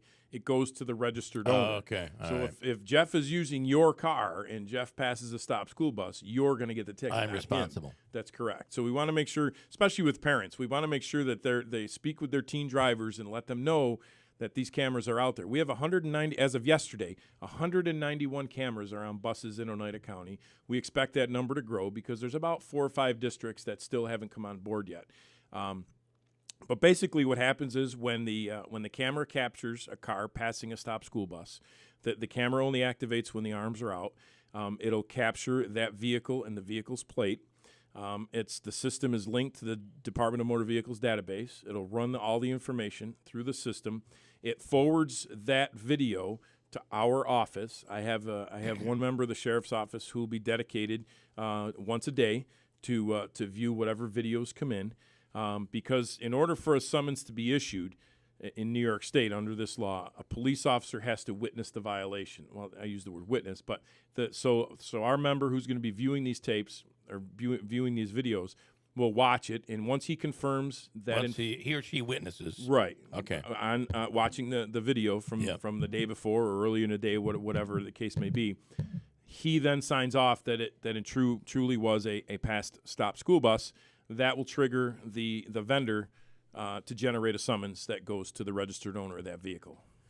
Do you remember we talked about this? I would have to imagine, and tell me if I'm wrong, the reason some of these numbers are so high is because you have a situation like we talked about Route 12. Mm-hmm. If you were on Route 12, headed north or south, and there's a bus on the opposite side, over the median, past the metal rail, I think 8 out of 10 drivers would tell you, no, I don't have to stop. You still have to stop. But you have to. If you are on the same road as the bus, no matter what's there, median, guardrail, grass, no matter what's there, if you're both on Route 12, all vehicles must stop. It's pretty simple. But you're right. People. It is simple, but I can see where they would make that mistake. Right. Because you feel like it's so far away. Yeah, it feels like it's 3 football fields away. Exactly. Yeah. So people will get tickets for something like that? They will. But again, we're using the example of Route 12. It's rare that a bus will Correct. stop on Route 12. That is fair. Yeah. The one place where I see it every day, and unfortunately it's not part of this program because so basically for us, so the county had to pass a local law. The county executive proposed it. The Board of Legislators approved it, which allows us to participate in this program. The school district, the municipality, the school district must lie. If the school district lies within that municipality in whole, that would have to be done separately. So what I'm trying to say is the city of Utica is not included in our project because the Utica School District is all contained in the city of Utica. So this Utica Common Council would have to pass a separate ordinance, and then the Utica Police Department would do this. So that's why Utica is not part of this. They have to pass their own law.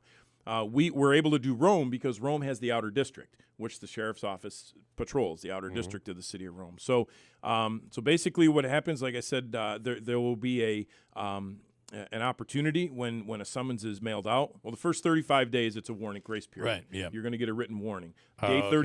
Day 36, I believe it'll be June 12th. Then it'll go to a fine, to fines. You will have the opportunity to plead not guilty in the court of jurisdiction where that happened. But the interesting thing is, all we're going to do is provide the court and with the copy of the video. Right.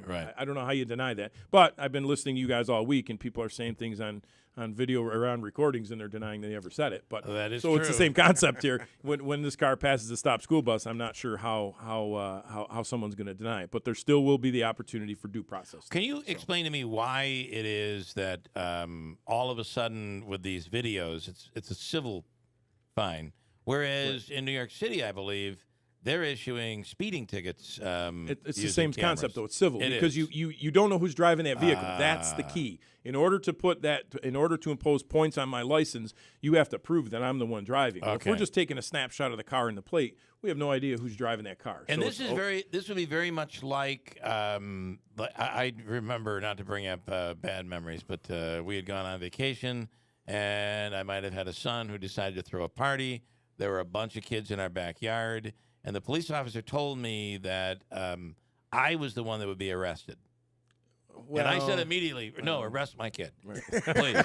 I mean, again, you would be, if you'd be held liable. I mean, if something happened, but not arrested. I can't arrest you with a criminal charge if you're not present and you had no knowledge of it. Now, if you orchestrated this party from wherever you were and you gave him permission and you supplied different story. But. And then so that's very similar here, where if you where I could be issued a civil penalty for something like that. That is correct. Same thing. Same with concept. This. Same Okay. concept. And And if the people don't pay their fines, the registered owner doesn't pay their fine, it will move to a suspension of the registration with an eventual revocation of the registration. So you don't have. And that's really happening with all of these tickets you're getting all over. So you can get a ticket in the mail, and it doesn't matter who was driving the car. It's the registered owner. registrant. And again, this obviously because there's an increase in traffic Yep. but it's also another issue where law enforcement struggles to recruit people. We don't have as many people out working to watch these things closer. So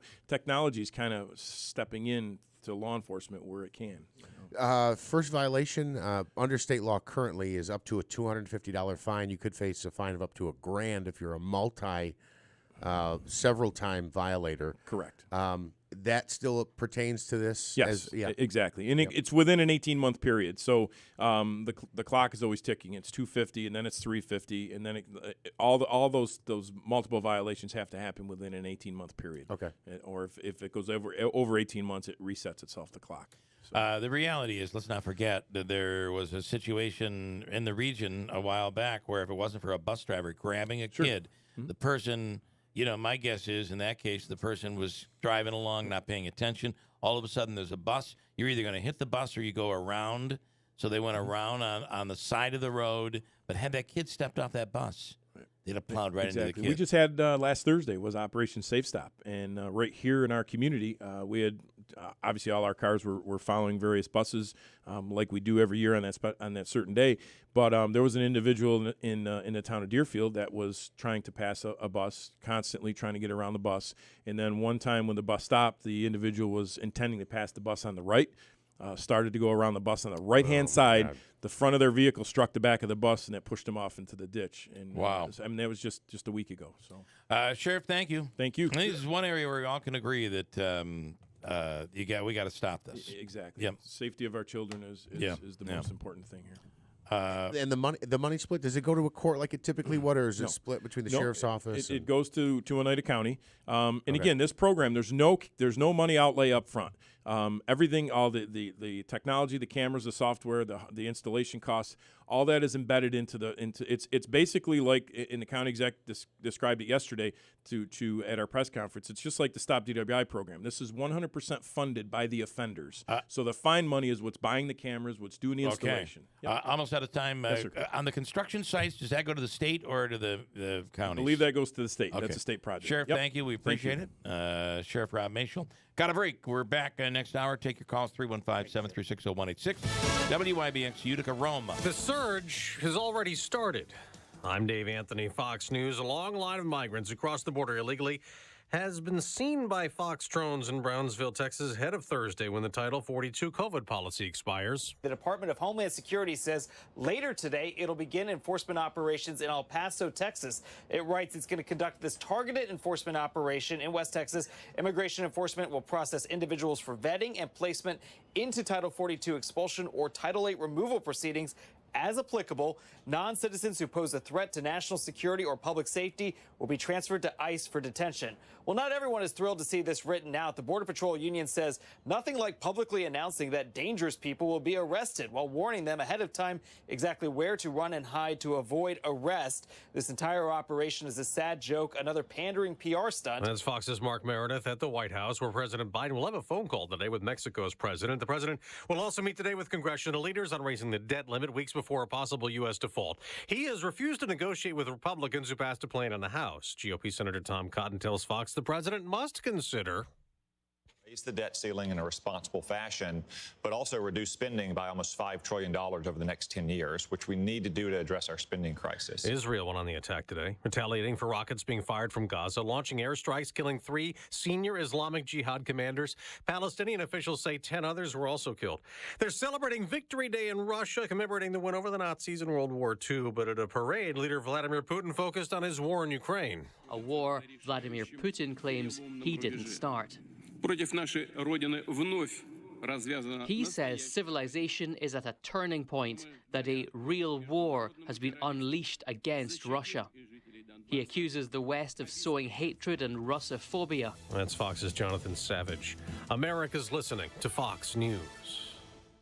How far will the left go to win 2024? Will they send out more stimulus checks or give away trillions more to left-wing groups? The simple truth is they don't care if your retirement is eroded down to a fraction of its value. They just want to win. Hi, Stephen K. Bannon. I want to encourage you to diversify your 401k or IRA out of paper assets and into a physical gold IRA. And the only company I recommend for gold IRAs is conservative-owned Birch Gold Group. To learn more, text the word PROTECT to 989898 to get their free info kit on gold IRAs. Do this now before Democrats have a chance to legislate away your life savings. Get your free info kit on gold IRAs by texting PROTECT to the number 989898. There's nothing to buy and no obligation at all. So use your agency. Take action now. Text the word PROTECT to the number 989898. Paid for by Birch Gold Group. Some sunshine peeking through the clouds and 43 degrees. Good morning. I'm Jeff Manaski. WIBX News Time is 8:03. This news update is brought to you by John's Mobile Home Parts and Accessories in Oriskany Falls. For all of your mobile home needs, it's worth the trip. Visit johnsmobilehomeparts.com for more information. A Central New York man accused of committing some very disturbing crimes released on bail with no restrictions. The Onondaga County DA's office's 24-year-old Louis Fratangelo Jr. of Van Buren extorted middle school children by hacking into social media accounts and stealing naked photos of them. He's also accused of sexually assaulting a child. Police found thousands of images of child porn when they searched his home. It's believed there are more victims out there.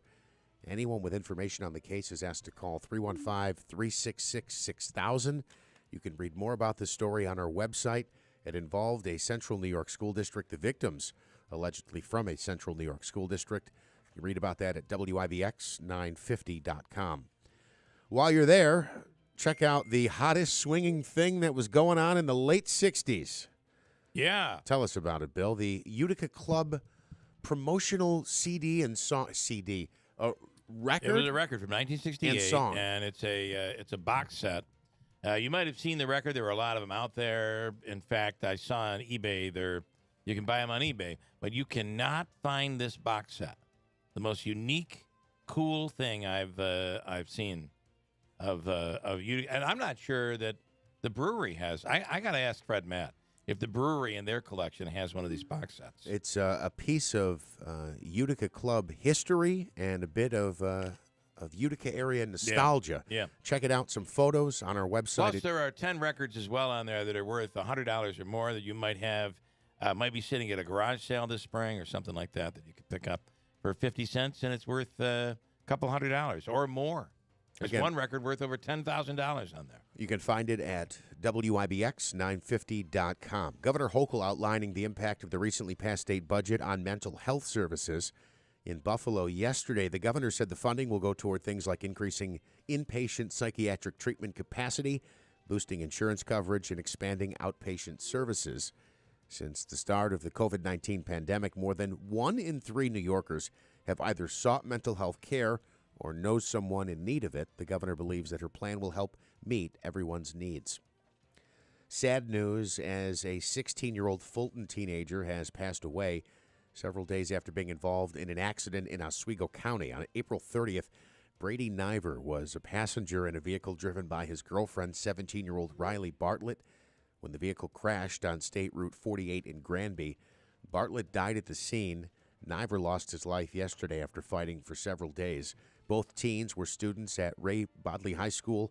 A crisis response team will be at that school today to help classmates who are mourning and staff who are trying to deal with this tragedy. Your WIBX Weather Center forecast calling for sunshine and a nice string of sunny, warm days. Here's your full forecast from Eyewitness News. I'm Eyewitness News Chief Meteorologist Craig Flint at the WIBX Weather Center today. Partly to mostly sunny by afternoon, becoming slightly breezy and mild, a high of 64. Tonight, mainly clear sky and chilly, a low of 38. And tomorrow looks great under a mainly sunny sky, breezy, comfortably warm in the afternoon, a high near 70. For more on your local forecast, tune to Eyewitness News at 6 on WUTR. I'm meteorologist Craig Flint on WIBX 950 and 106.9 FM. All right, in sports, the Knicks are back to their old form, disappointing fans, as they tend to do. They're now down 3-1 in their best-of-7 series with the Heat. The Knicks losing in Miami last night, 109-101. Jimmy Butler had 27 points. Jalen Brunson led all scorers with 32. Not enough, though. The Knicks will try to stave off elimination in Game 5 tomorrow night at MSG. The Yankees won their series opener against the A's yesterday 7-2. DJ LeMahieu, Aaron Hicks, Gleyber Torres, and Oswaldo Cabrera each had home runs. Anthony Rizzo 2 for 3 with a walk. The Yankees still in the AL East basement at 19-17. And the Yankees getting their captain back, reigning AL MVP Aaron Judge set to return from the injured list today. He's been on the IL with a hip injury over the past week plus. The 31-year-old said he has not felt any pain in the hip in the last 5 days. The Mets hoping to turn things around. They open up a series in Cincinnati later today. Mets have lost 5 of their last 6. Max Scherzer on the hill. Max Scherzer, not Matt Scherzer. He's on the hill for the Mets today. He's 2-2 with 20 strikeouts so far this year. Mets currently second in the NL East at 17-18. What else do I want to mention here? The NFL will release its 2023 regular season schedule on Thursday night. The league previously announced the Bills, Nice. Titans, Jaguars, Chiefs, and Patriots are hosting international games this season. There will also be a Super Bowl rematch between the Kansas City Chiefs and the Philadelphia Eagles. For the first time in league history, teams can play on Thursday Night Football twice during the season. Also, teams will not be guaranteed a primetime game. Some games will be revealed on Wednesday ahead of the full release on Thursday. Henry, we talked to you earlier this morning. He was very upset with me over the Karam thing, and it said basically that, we've all become, what would you say, like snowflakes. Yeah. Whatever happened to the day when we just stood up for ourselves and I don't know what. But Henry is back on the line. Oh, hey. And Henry, good morning. Sir. Yes, sir. Right. There was just a news clip about this pedophile that was downloading pictures of kids and doing whatever he was doing. And can I just say where you're going to go? I can't even believe this guy's out of jail. Wait a minute. Hang on. Yeah. Wait, just hear me out for a Yeah, second. all right. No bail. No bail. I know. Amongst all of these scumbag rapos that are doing all this crazy stuff to young kids, right? No bail. No, he did How post. He many times posted. did- Hang let on, me finish, Henry. please. He Let me posted. He finish. posted Let me finish. $250,000 bond. But I agree with probably He did everything post. else. He did post bail. He said no bail. No, he it was released. It was $250,000 bond. Okay, whatever. Yeah. Whatever. He's still out on bail, irregardless of the fact. Okay, Yeah. how many times are you going to bring? How many times is that story going to come into play on your morning show? No one's ever going to hear from that again, right? Well, no, We're I gonna mean, talk about we. this, but let me just say this. Wait Okay, a minute. Wait. okay. There's Yeah. nothing worse on Mother Earth than what these scumbags do to young kids. But no I one's going agree. to talk about that, and they're going to be walking the streets like they always do, and they get no time in prison. Okay, that's number one. But let me ask you this. Well, I hope they don't. This I hope they get female, time in you prison. made a comment about the recording at the board meeting or whatever. Okay. Yeah. Well, it was an So administrative now meeting. this woman who lost her daughter, unfortunately, right? Yeah. She's got a husband or a brother or a son, right? Probably, right? I don't So know. if I'm assuming. She feels, well, I'm just saying hypothetically, if she does, if she feels that Bruce said something out of line, well, where's her husband? Where's the brother? I hope I didn't lose you. Hang on, Henry. And then maybe he'll think you're back. twice. Maybe he'll think twice about saying something. Then that's intimidation. Well, Okay. yeah. That's intimidation. That's all I wanted to say.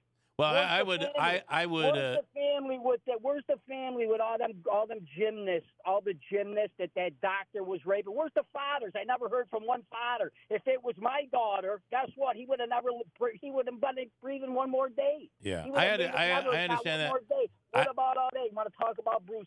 Bruce ain't an intimidating guy. He's not an intimidating guy. You Yeah. keep harping on Bruce.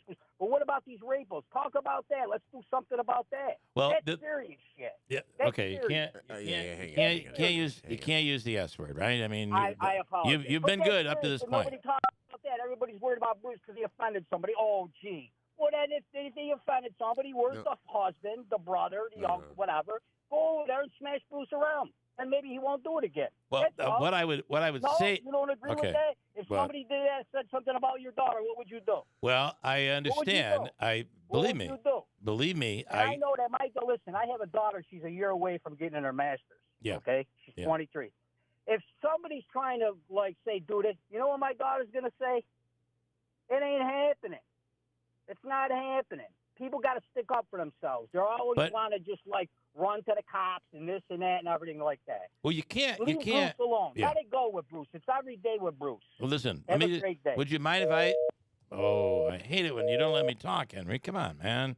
I mean, fair is fair. I mean, let me talk too. So, but first of all, you cannot say, well, this crime's okay, and I'm not saying Bruce committed a crime. I'm not saying that. We don't know that. But you can't say this is okay because that's worse, right? Number one. Number two, I got to say that if you're in fear of losing your job, and if I were, I'll say I've been there. So, like, my wife's having a problem at work, and I'm like, let's go. It's on. And I know you've been there. We've talked about this. Yeah. Let's go. Who do we have to see? Let's go visit somebody. And I have been told, you make one move, and you will never see me again. And I'm like, no, because I'm the man. I'm here to protect my woman. It doesn't. My wife can handle herself. And that's what women will say to you. Now, again, he brings up the daughter. That's a sore subject, Henry. You don't talk about a guy's daughter. So that is but, I would know that if I do something, chances are I'm going to be the one that winds up in jail. And, I'm going to react the way. I have been in a situation where a police officer has said to me, do not act here. If you do something, we have this. If you do something, you're going to be the one going to jail. So those days don't exist anymore. Those days where, and I know they probably do in some cases, and there's a little bit of me that says, so-and-so did something to a child, and all of a sudden, things didn't work out too well for that guy. There's a little part of me inside that's cheering, right? You know when they go to prison, they don't do well in prison because the inmates, they have daughters too, and they're not pedophiles. But they have boys, sons as well. So I get all that stuff. But it doesn't. But one bad thing doesn't erase something that might be bad, but in another way or less bad. I mean, and for these people, it's a big deal. And the final thing I'm going to say, Jeff, and then you can talk. I'm sorry. No, go ahead. Final thing I want to say is, I think that these people have been brave and have stood up. There has to be someone who wore a recorder into a boardroom or into an office and recorded the conversations. And then there were 17 people, I believe, in the investigation. I believe it's 17 or 11 people, whatever, somewhere in that range. There were multiple people who stood up and told their story. I think that's brave as well. So that's the part where I disagree with you on, Henry. But I'm going to tell you, talk about daughters, you talk about your kids, you talk about your wife, every guy will feel the same way. You're going to find yourself getting yourself in trouble, right? Because you're going to defend them. Even though your wife is saying, stay, it's my job. This is my job. You stay out of it. Sorry, Jeff. No. Please don't apologize. Look, I'm not saying I completely disagree with Henry. I understand where he's coming from. It's an old East Utica mentality. I'll handle it myself. It's kind of a vigilanteism, if you will. I don't even think it's an East Utica thing. I think it's correct. This is the way it's, this is the way it used to be done. Let me say this. So here's where I really do disagree with the point that he made. A lot of it, I can at least hear it. I know where he's coming from. The Karam thing's more about an employee got their feelings hurt. It's way more than that. That's the problem. That's the allegation anyway. This is what we have. Let's take a look at, using resources. The allegation is to use resources to fix up your brother's concrete job or whatever, or at his house. That's just not cool. And if it's true, it's not legal. And if you say no and you lose your job, and then you say, well, you're not. I'm not gonna. You can't fire me for that because I'm not gonna take that. And it seemed to be with like this, the type of mentality Henry's suggesting. So then you what? You beat up the superintendent, and then you lose your job and you get arrested. Yeah. It doesn't. Life didn't really work that way all that well, and it doesn't today. It's not. It doesn't work that way. I mean, I'd like it to work that way. There's a part of me that would like to see every person that does something really, really terrible and horrific, like rape and pedophilia, and just to have them beaten to a pulp. I would like that. I know someone who I used to be friends with, who got into drugs and attempted a rape and chased the girl down, a woman down, chased her down, and dragged her into a car. And she was able to beat him off, and she got away. And he went to jail for like 2 years. And then, I spoke with him afterwards. He called me afterwards, and I'm like, I can't. Things are different now. We can't be friends. Right? I have no sympathy. I can't have sympathy. What happened?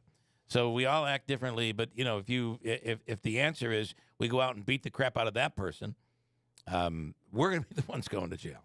And I'm not sure that this is worthy of this whole conversation. But you're right. There's more than just people's feelings being hurt or quote unquote intimidated. There's more to that than this. More to this than that. Is that what you're saying? Can we do? We should do like a weekly segment with Henry where we throw we have the lawyer come on and we throw 3 legal cases at him. That's right. We should throw 3 arrest stories at him and say, if this person is convicted, what should their punishment be? All right, what we're going to do is going to beat I grab a hammer first. I kick his legs out from underneath him, then I take the hammer and start bashing him in the forehead. Next case. Henry, I'm with you. I get it. And to me, Henry would be a fun guy to go out with on a Friday night. Cause a little trouble? I have plenty of history in my life. But I'm just not sure that's the way we apply it to this situation. And I get it. If you're friends with someone and they're being, talked about every day, and I wouldn't say it's every day. It's been certainly the last couple of days. Sure. And it's been over the course of a couple of years that this has all been going on. But, there's more to this. We're not even talking about whatever happened to the LaPola thing, whatever happened to the big fundraiser, whatever happened to the stories of a slush fund paying for signs to get board members elected, school, taxpayer dollars ultimately, but somehow they made their way into a slush fund that were used to put stamps on letters to coerce people to vote for certain members of the school board. Whatever happened to that stuff? Whatever happened to the fundraiser that LaPola had, and he said it was going to a fund for his late wife, which is awesome. I would feel for anyone who loses their wife. But the problem is it looks like that the invitations were sent out to a board of education or a school district mailing list. And then somebody else came and said, yeah, not only that, but we had to stamp the envelopes in the boardroom. And, oh, by the way, the stamps came from a fund that was a slush fund at the district that, was money that kind of found its way into the slush fund. And then, oh, by the way, when you give money to the event, it goes to this foundation that isn't registered. There is no such foundation. Whatever happened to that? And should that be something we look over, we look past because it pales in comparison to a pedophile? I don't think we can look at the law that way. In fact, we had the DA on just the other day saying just that. Scott McNamara said it's not like he was talking about the Trump case. Yeah. It's not like I can look at this and say, well, it breaks the law, but not that bad because there's other stuff over here that's really bad. We just look at everything and we go after everything. My guess is that's the way they look at this situation. But there's a lot going on over there, and if we're paying a lot of money, I say we, it's not me, Utica taxpayers. They're paying a lot of money for their property taxes and school taxes. You're paying money, and you would expect to have that money go to the children and to education so that this area can get out of the hole that we've been in for the last 60 years. And it seems like we're climbing out, but how about having the kids in Utica get the best possible education so that they, too, can reap the benefits of the improvements that are happening in the area? And can I just say, I think when we talk to Acting Superintendent Nolan yesterday. He talked about the pay breakdown. He said it's about $1,000 a day. In my opinion, I think that's a little too much. I think he should be getting $900 a day, and Henry and I should be getting the other 100. So we're going to go talk to him about that this afternoon. All right, we'll break, and you want to talk more about this? And listen, there ain't no OD anymore, folks. You don't have the newspaper to cover these stories anymore. And I think the Rome Sentinel's doing they've done more. The Rome Sentinel's done more on this issue than the Observer Dispatch has done. I just feel like it is our job to bring these matters up, to talk about it so the public knows. It's not kicking somebody when they're down. It's what we're supposed to do. And when this is all said and done, there'll be another story down the road. And maybe that story will be one you'll be saying, yeah, expose this. It's about time somebody exposed this. Because it'll be somebody you don't know. But in this case, Henry, I'm sorry, it's somebody you know. And I apologize for that. But Henry does sound like he'd be the guy to call when somebody's screwing around with your family member. Yeah. We're calling you, Henry. I got a break. It's 8:23 at WIBX. On behalf of IBEW Local 43 Union Electricians and the NECA Contractors, we are pleased to partner with Syracuse University in providing our members with an opportunity to enhance their education at this great university. Syracuse University's partnership with the IBEW will provide talented students the opportunity to advance their careers while shaping the future of the electrical trades and the industries they serve. Central New York's future is bright, and the IBEW Local 43 and NECA will continue to help light, power, and grow Central New York. Hi, I'm Joe Carbone. Welcome to Harley-Davidson and Power Sports of Utica. 35% off or 2-for-1 on all boots, hoodies, and big and tall. First bike night of the year, May 12th, with Showtime, Piggy Pants, plenty of cold beer. We'll see you there. Welcome to Power Sports of Utica, where you can take home a brand new C4 600 four-wheeler with all-wheel drive, a winch, and power steering for $65.99.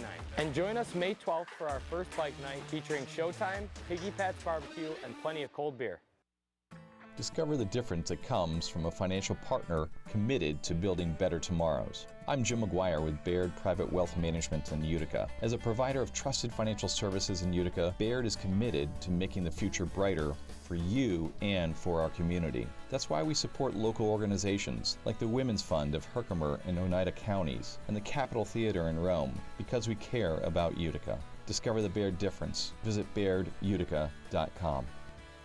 Hey, did you know the Falcon Clinic in Washington Mills is accepting new patients right now? If you're in need of a new primary physician, a new family doctor, call the Falcon Clinic today. And what is the importance of having that family doctor? You may be in a situation right now where a doctor is retiring or getting ready to retire. They want to send you to somebody else, but you want to think out of the box and maybe find someone for yourself. The Falcon Clinic is accepting new patients right now. If you have an ailment, something that's been bothering you, pain or an issue that's been bothering you, and you can't seem to figure out what's causing it, the Falcon Clinic in Washington Mills. It's the area's premier osteopathic medical clinic. So when I say thorough, they are unbelievably thorough in trying to treat people. And trying to figure out what is causing their ailment. You hear it all the time. I couldn't figure this out. I went from doctor to doctor. I decided to go to the Falcon Clinic, and Dr. Shemolensky figured it out. That is what you hear from people who've been to the Falcon Clinic, and they're accepting new patients right now. Call them today at 315-507-4751, the Falcon Clinic in Washington Mills. At SimpliSafe, we design award-winning security to protect every inch of your home. It's easy to set up yourself, and now there's an even easier option. Have an expert do it for you with SimpliSafe Pro Install. Always protecting, never a contract. 2 easy installation options, backed by 24/7 professional monitoring for less than $1 a day. Get 20% off any new system with interactive monitoring at simplisafe.com/radio. There's no safe like SimpliSafe. We invest in Herkimer and Oneida counties. We work with the community to make things better for old and young alike.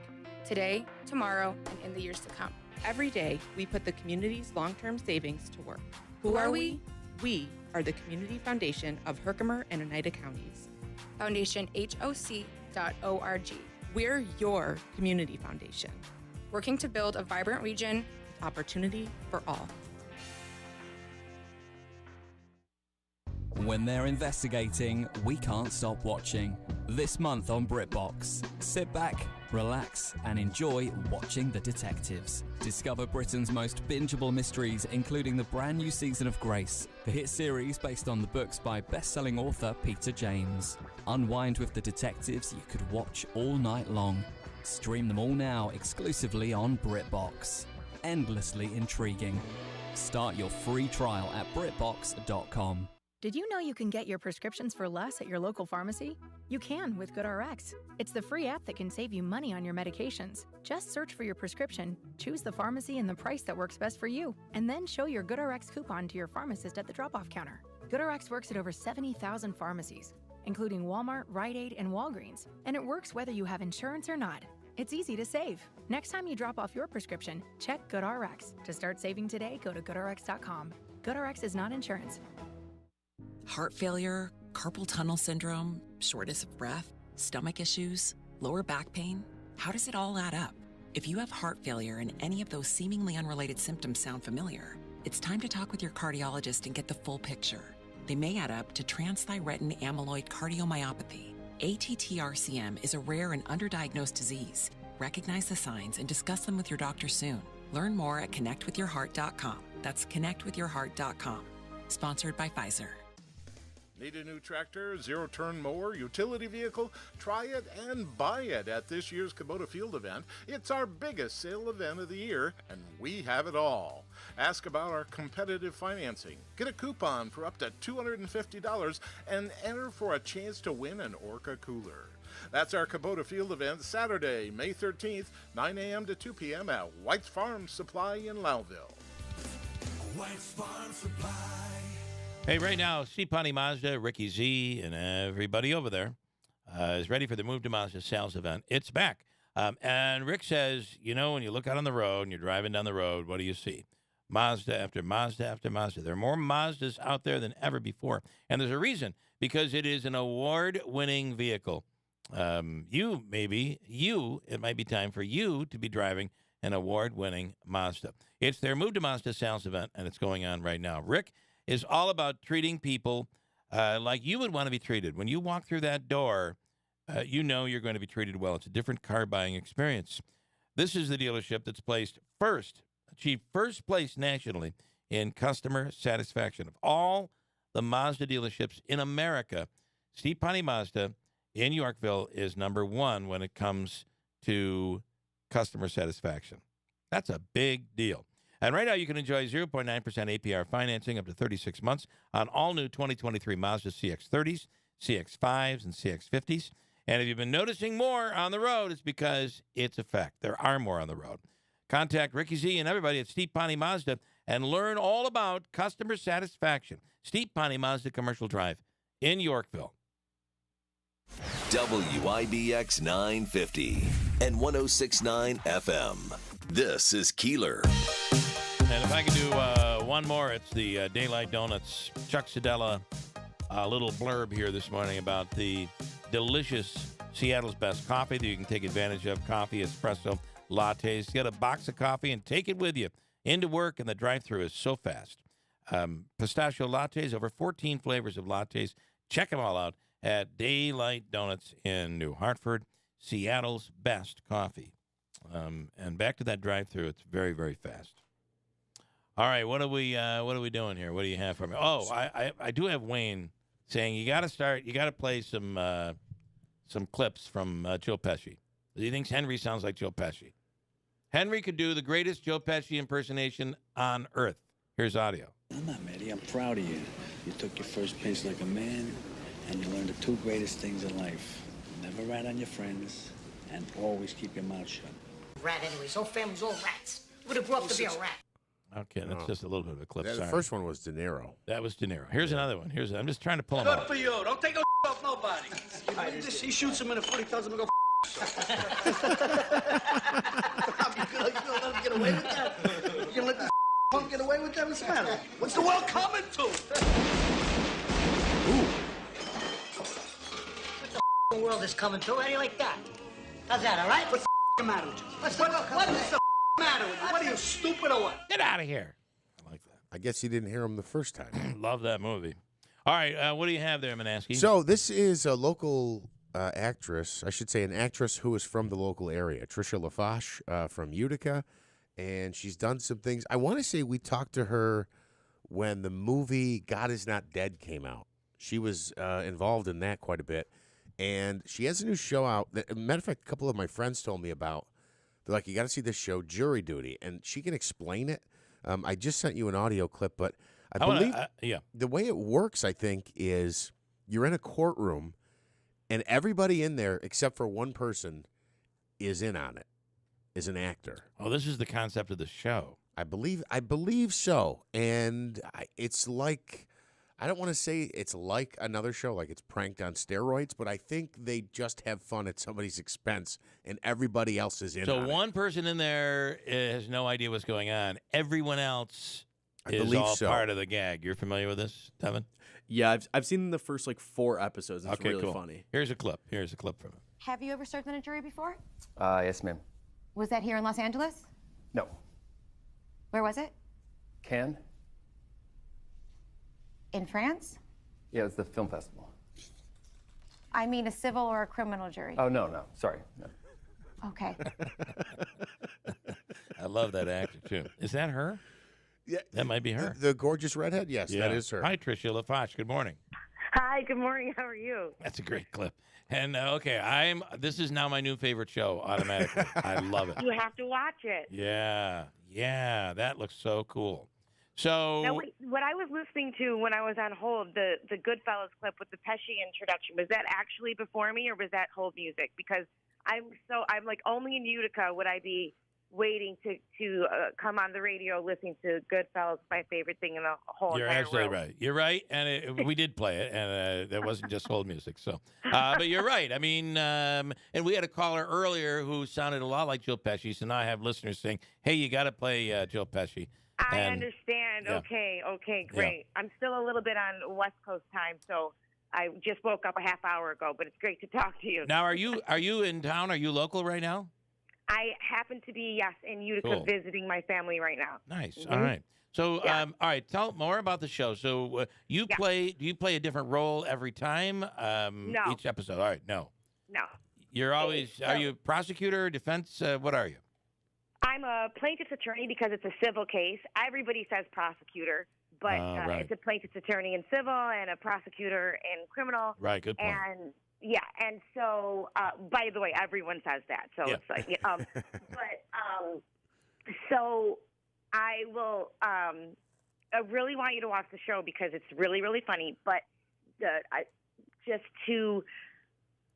love what Jeff said about. I don't want to say it's pranked on steroids, but they're all or compare it to another show. But I'll tell you what's different about this show. Because a lot of people are like, oh, I don't know if I can watch it. I'm cringe watching a guy who's, being punked. But the main difference with this show, for any of those other kind of Truman Show type shows, Joe Schmo or The Rehearsal, which is a show on HBO, it's the opposite of that. Because the creators of The Office, Lee Eisenberg and Gene Stupinski, they had this idea to do a show that would be a hero's journey. So what they wanted to do was put a guy in a jury duty situation and surround him, populate the courtroom with all these crazy jurors and see if he would do the right thing. And what they wanted was an everyman like Jim from The Office or Dave from News Radio. And they wanted him to kind of be the moral backbone of the jury group. And the question really was whether or not we could pull that off, which obviously was super dependent on the amazing group of actors that they cast and the guy who they actually ended up getting. And I play the attorney. I actually am an attorney. My dad is an attorney here in Utica, Anthony LaFash. Yeah. And yes. Hi, Dad. I love you. And I went to law school in Brooklyn. And I really wanted to be an actor, obviously, but I wanted to maintain my father's love. And my mom and my dad, my mom, Carol LaFash, and my dad, Anthony, really wanted me to go to law school. So when I graduated college, I went. But the first week that I was there, I met a guy who was an actor. And so I was like, well, and he had an agent. So I was like, well, if he's got an agent, I could probably get an agent too. So for a really, really long time, I did both. Practiced law full time and pursued a career in the arts full time. Then finally this job comes up. Yeah, and perfect. They're looking for, yeah, exactly. So they're looking for a person with a legal background to play this attorney on the show. And the audition was I had to write my own monologue arguing why John Wilkes Booth was not guilty of assassinating Abraham Lincoln. Hey, everybody deserves a defense, right? Yeah, exactly. Yeah. So, and I was kind of like, darn, can't I play a defense attorney? Because that's really what I did in life. I was a federal criminal defense attorney for a really long time. I've worked with my father's practice, et cetera. But yeah, so we would do, because when you see it, you're going to be like, how does this guy not know, right? Right. But the thing is that you'll hear him say, wait, everything is so crazy. This is crazy. Like, I feel like I'm on a reality show. But we did 6.5 hours of court a day. Wow. And so I put on 12 witnesses, presented 28 pieces of evidence. We, I collaborated with my showrunner, Cody Heller, and director Jake Szymanski, and our other EPs, and also we built a case. So the judge, Alan Barinholtz, he was a lawyer for 40 years, and his son is an actor named Ike Barinholtz, who you would probably know from like the Mindy Project if you watch that. Okay, and yeah. A show called Blockers. Casting had met Alan a couple years ago, and just was like, they were having a difficult time finding a judge that, an actor to play the judge that they thought was believable and awesome. And she remembered him, and he, he's in his 70s, right? So he had done improv and acting before his law career. And now he moved to Hollywood. He's got an agent. He's starting his acting career at the ripe young age of 72 or something like that. Like, it's just a crazy story. Yeah. And the other guy who plays a defense attorney, he's also he was a litigator for a long time, but he's also a writer for the Jimmy Fallon show and for the show called That's My Jam that Jimmy has. So it's just a whole crazy kismet that came together. What about the juror you were speaking to? Where I've seen him in a. Okay. Yeah, he played a. I think he had a twin brother that was killed, and it's that's Dead to Me. Yeah. I've seen him in that. Dead to Me. Yes, I love that show.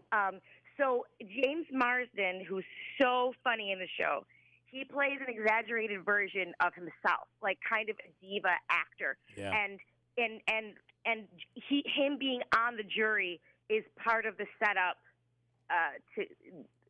it's a foil for Ronald to see. Ronald is the juror who is not an actor, right? To kind of deal with this prima donna actor, which is another reason why I would say we're the ones getting punked, not him, right? Because he looks great next to James acting like a diva. Yeah. And so watching their interaction is really, really funny. But yeah, he plays himself. So it's not like we're trying to get Ronald to not notice James Marsden. On the very first day, one of the first things that was in our outline was, okay, will he notice James Marsden? And then we find a way to kind of push that along a little bit, to kind of push the envelope with that. It's really a cool concept. So it's one trial, but it's and that makes up the series. Yeah. Okay, cool. So there's no action and cut. Like every day when I walked to the courtroom with my briefcase, I was Deborah. It was just. It's just, and we had, I think it was upwards of 40 hidden cameras. And also because how Ronald got involved was he agreed to participate in a documentary that was going to be filmed on the American judicial system. I think it was for like Norway or something like that. Okay.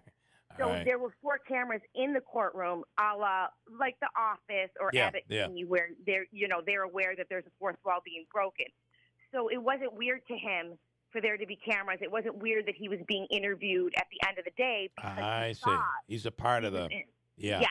And I mean, every trial today is on tape. I mean, every trial you can watch on YouTube or whatever. It seems Not every, but, I'll tell you, right before the show came out, Gwyneth Paltrow's Whiter Than White trial was happening, and I was watching it and thinking, this is just as ridiculous as our show. It is. I mean, when you, that is so funny. I love the concept of this show. Let me play another clip. We're speaking with Tricia LaFash. She is from here. She is an attorney, and she's starring in a TV show called, a series called Jury Duty. Here we go with audio. I'm going to show you a series of tweets from the influencer. Can you read it? Yes. At Cinnamon and Sparrow, I can't even, never again. Exhibit number 4. At Cinnamon and Sparrow, when you give someone a chance and they literally slap you in the face. Exhibit number 31. At Cinnamon and Sparrow, bones with more bones and then just the bones and then bones with other bones. What do you think it meant when the influencer said, I can't even, never again? It means like she couldn't even, ever, and never again. What about at Cinnamon and Sparrow, nothing about this is okay? Like, it's bad and it's not okay. How about Cinnamon and Sparrow canceling my order? Like, they made an order and now they're going to cancel it. And finally, how about at Cinnamon and Sparrow, I will never shop there again? They're probably never going to shop there again. Do any of these tweets surprise you? No. Why is that? Because she beefed it pretty hard, and so then people didn't want to be engaging with her stuff anymore. Okay. What amazes me is how real that seems. Like it seems like it's a real trial. Yeah. Let me explain that clip really quick. So there was an intentional infliction of emotional distress element. So we came up with this idea that the reason because the trial was about a boss suing her former coworker for damaging her reputation, her business, and her property. And so we came up with the idea that an influencer who we redacted their name, and we came up with this bit that it was because the plaintiff herself didn't want anyone to know who it was because she didn't want any more, beef, for lack of a better word, with the girl who was already upset with her.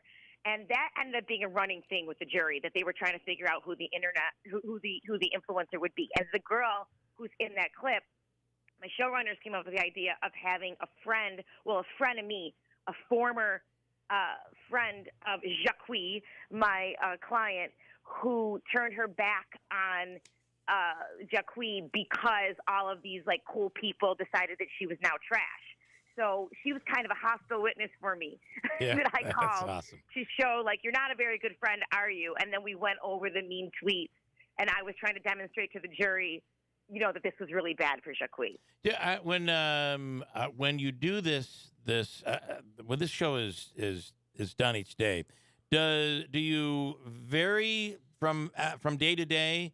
Do you have a casting meeting and all of a sudden it's like, hey, you know what we ought to do is go in this direction? That would be really funny.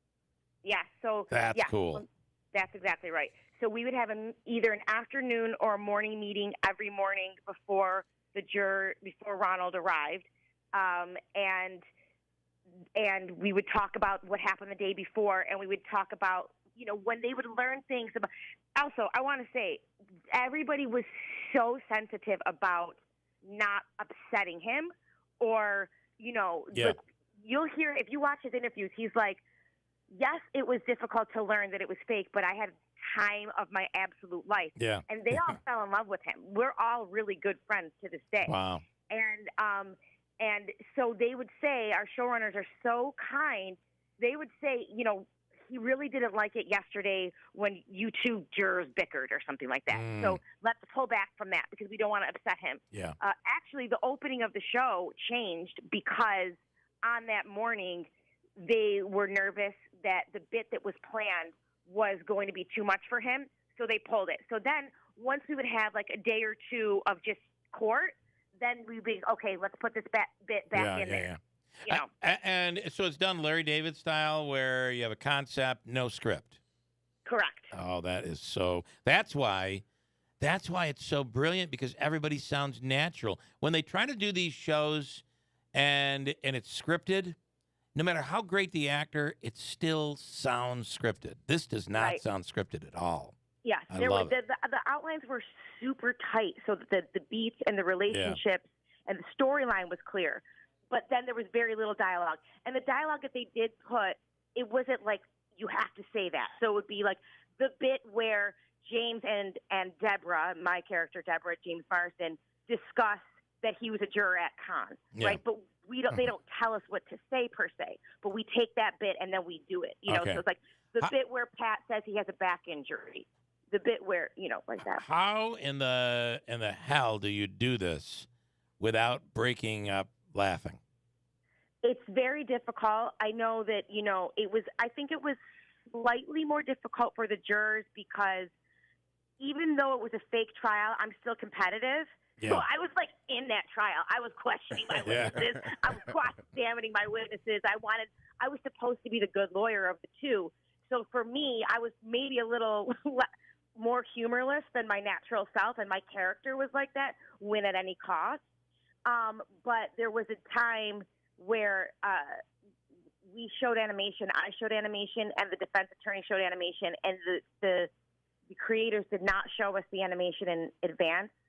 And we all kind of cracked. But I keep saying I cracked as my character because she would have laughed at his dumb animation. Right. But it was almost too much. You know, and again, like I said, it was weird. Some of the stuff I didn't think was funny because I was trying to make it real. So even if it was ridiculous, my brain was telling me, no, this is your witness, and this is what he's testifying. He's testifying that he defecated in his pants, period. Period. Yeah, I love it.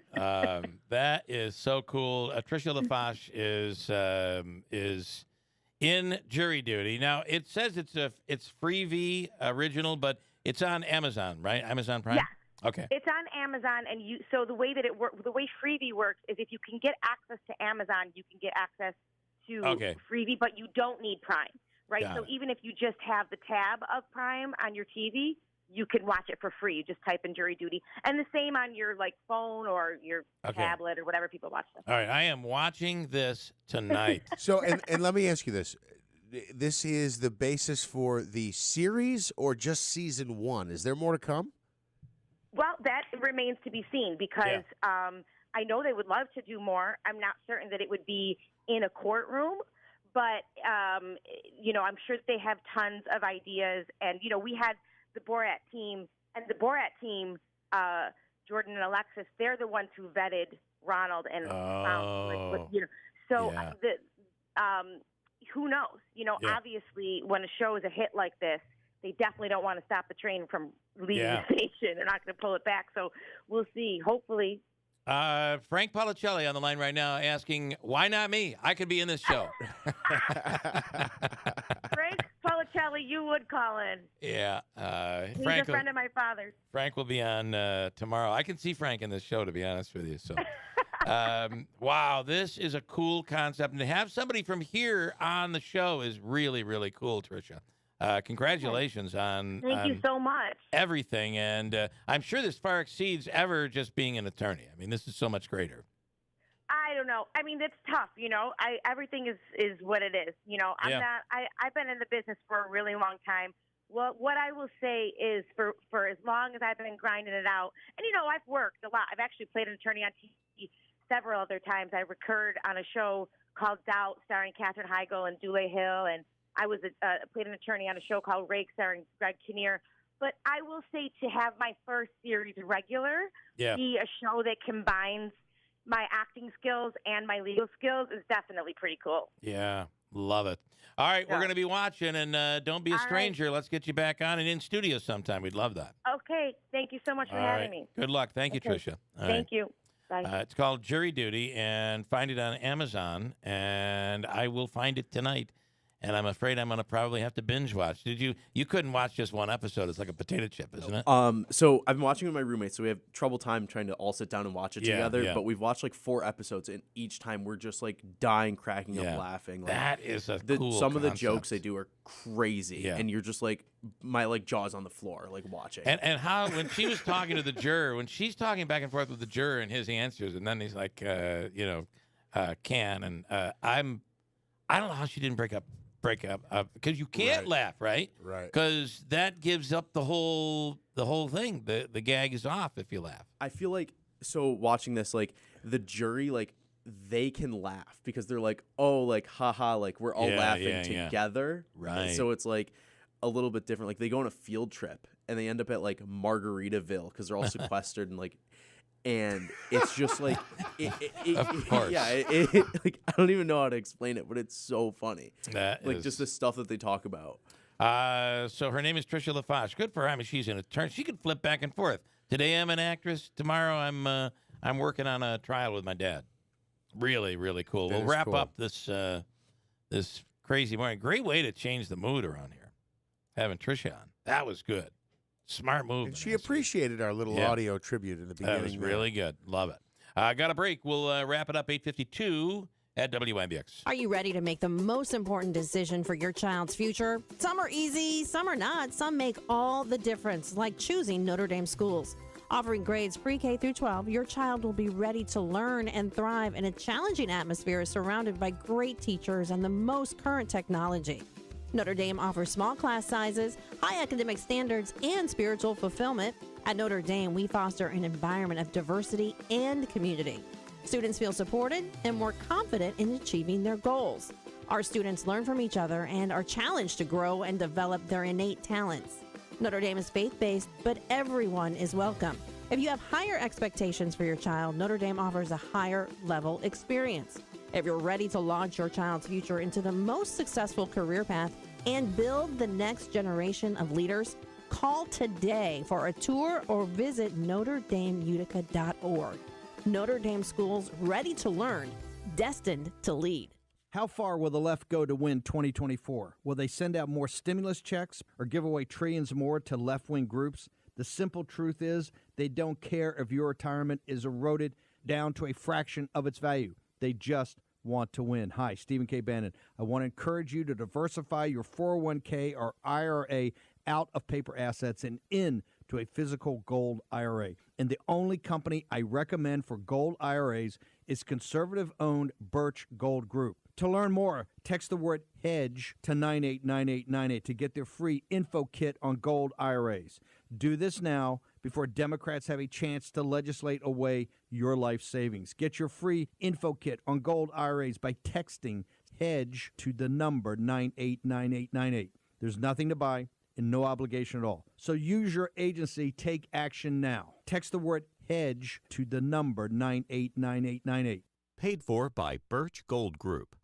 Hello, I'm Joe Hobeika, and I'm asking for your vote for Utica School Board. As school board president, I've led the fight for a better Utica school district. During my term on the board, I've worked very hard on improving transparency, process, and procedure, which are important to students, parents, teachers, and taxpayers. Now, due to my efforts along with the board majority, checks and balances have now been restored to prevent wrongdoing. We've already put an end to no-show jobs. We now track every penny spent by the district. Overtime is monitored and abuse of the system is prohibited. And oh, by the way, we balanced the budget, filled needed positions, and did not raise taxes. And now I'm asking for your vote so I can finish the job. This vote is extremely important and your vote does count. On Tuesday, May 16th, please cast your vote for me, Joe Hobeika, and help us continue the fight for Utica's schools. Voting is from noon until 9 p.m. Hi, I'm Pete from Big Apple Music, and whether it's your home or business, you have a lot invested. In the past, a camera surveillance system was an expensive luxury. Big Apple has now made it affordable. Big Apple is the area's leader when it comes to camera surveillance systems, having installed hundreds locally in homes and businesses.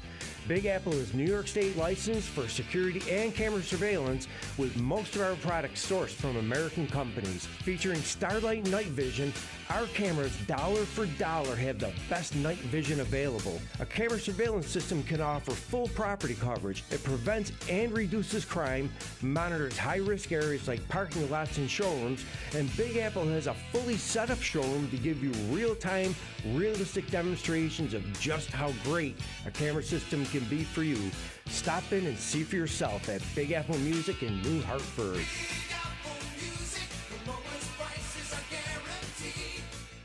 Did you know you can get your prescriptions for less at your local pharmacy?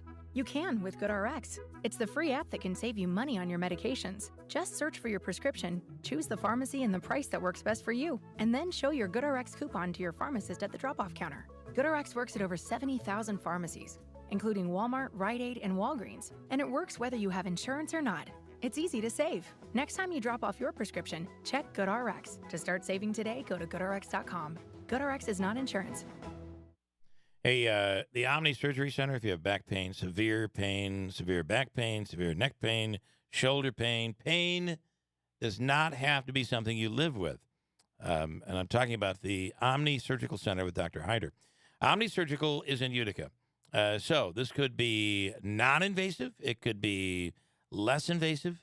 It could be a surgery that is less invasive, but something that people travel for from all around the country and Canada as well to hear for Dr. Hyder. When I say that watching someone go in with pain and walk out without it is nothing short of a miracle, I mean it. I've seen it firsthand with my dad, and it's amazing. He's received injections and not surgery, all through Dr. Hyder at the Omni Surgical Center. It's where modern technology meets cutting-edge surgery. And their website speaks volumes, killpain.com. You do not have to live with the pain. Omni Surgery Center, Dr. Hyder. Call 315-765-8448. WIBX 950 and 106.9 FM. This is Keeler. And one more of the official coffee of the Keeler of the Morning radio program is Daylight Donuts. And River Hills Properties is the fastest growing real estate company in all of Central New York. If you're selling your home, why wouldn't you list with River Hills? They assist you all the way from start to finish and help relieve all of that stress. Not easy selling a home. And the people at River Hills helps. Your listing agent is with you every step of the way, including every time your house is shown. They're not going through your house without you there. You may not be there, but your listing agent will be. In Barneville, Little Falls, Utica, online is riverhillspropertiesllc.com. Call 315-896-1009, River Hills Properties. All right, so. Ton of comments. I don't know how we're going to get through them all. Lance and Lee, I see the writing on the wall with Karam. They will reach an agreement with him, allowing him to retire with no charges. None of these no-show job employees will be prosecuted either. People with money in Utica have had their crimes swept under the rug for years.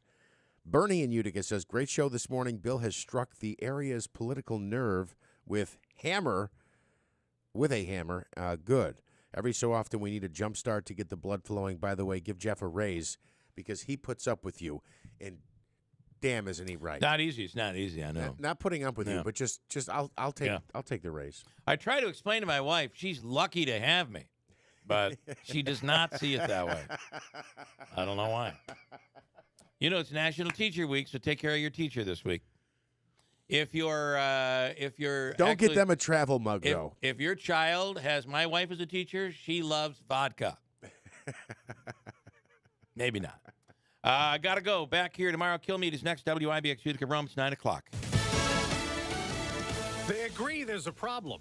I'm Dave Anthony, Fox News, but not on the solution. President Biden will meet with House Speaker Kevin McCarthy and other congressional leaders today on raising the debt limit weeks before the U.S. possibly defaults. We should not be a deadbeat nation. We have never been a deadbeat nation. White House Press Secretary Karine Jean-Pierre says the president wants the limit raised with no strings attached, but Fox's Ryan Schmelz reports. House Republicans passed a plan that includes significant spending cuts the administration opposes, but Louisiana Senator Bill Cassidy believes the administration's spending is making issues like inflation worse. The spending that he has put in place has sped up the exhaustion of our ability to borrow. Now, the president also plans to talk on the phone today with Mexico's president ahead of Thursday's expiration of the Title 42 COVID policy, expected to usher in a new surge of illegal immigration. 1,500 U.S. troops are being deployed to the border to help provide administrative and logistics support, that kind of thing.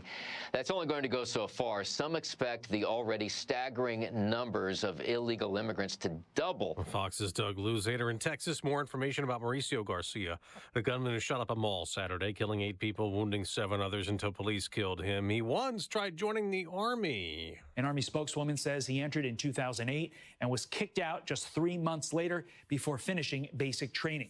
A Wall Street Journal report reveals the military cut ties with Garcia over concerns about his mental health. Fox's Todd Pyro. There's a manhunt in Philadelphia for two men who broke out of a jail Sunday. One of them is charged in 4 murders. They squeezed through a hole in a recreation yard fence, and their absence wasn't noticed until about 18 hours later. Fox 29 reports that at least 3 head counts were done before they were discovered missing. Fox's Tanya J. Powers. The jury at a Trump civil trial in New York City will start deliberating today in author E. Jean Carroll's lawsuit claiming the former president raped her decades ago and defamed her, denying it. He calls it a scam.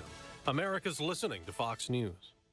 How far will the left go to win 2024? Will they send out more stimulus checks or give away trillions more to left-wing groups? The simple truth is they don't care if your retirement is eroded down to a fraction of its value. They just want to win. Hi, Stephen K. Bannon. I want to encourage you to diversify your 401k or IRA out of paper assets and into a physical gold IRA.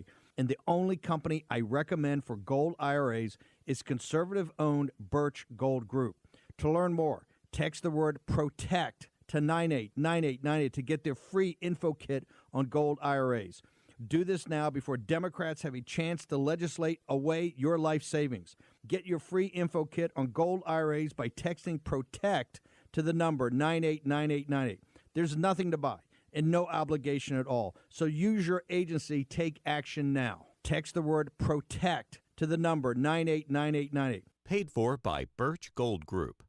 This is Jill Schlesinger, CBS News business analyst. Every year, investors lose money because they trade on emotions and hearsay instead of data. But there's a solution. StockCharts.com, the leading online charting tool that experts and disciplined traders have used for over 20 years. You can do the same. Go to StockCharts.com for a free 30-day trial. Pick the stocks and indexes you want to track, review historical data, spot the trends, then make informed decisions and invest with confidence. Go to StockCharts.com and start your free trial today. Utica and the Mohawk Valley will soon be home to New York State's newest state-of-the-art medical center, the Wynn Hospital. But healthcare transformation is already underway. At MVHS, we're bringing talented, highly skilled healthcare professionals from around the country to our region. In the past year, MVHS has hired more than 60 new doctors and mid-level providers, and recruiting continues throughout the Northeast for nurses, physical therapists, radiology techs, lab positions, and more. Plus, the MVHS Medical Education Division is already bringing more physicians in training and medical students to our area through new residency programs and medical school partnerships. Today, we have 45 residents and 35 medical students doing their training at MVHS. By 2027,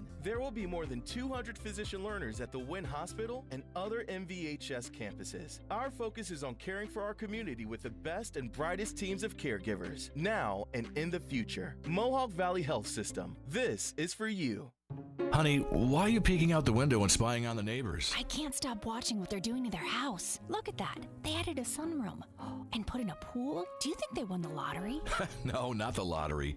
Julie and Jeff got a home equity loan from Adirondack Bank. They're using the equity from their home to renovate. Really? Yes, Adirondack Bank has home equity rates as low as 3.99% annual percentage rate. You can access the equity in your home to fund almost anything. Huh. Maybe we should call Adirondack Bank. What about a new kitchen?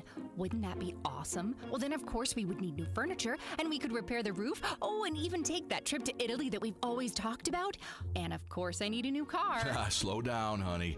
Let's go talk to the experts at Adirondack Bank. Stop into your local Adirondack Bank for more information on home equity loan rates as low as 3.99% APR. Or call 877-404-2265 for credit costs and terms. Apply today at AdirondackBank.com. Equal housing lender, member FDIC.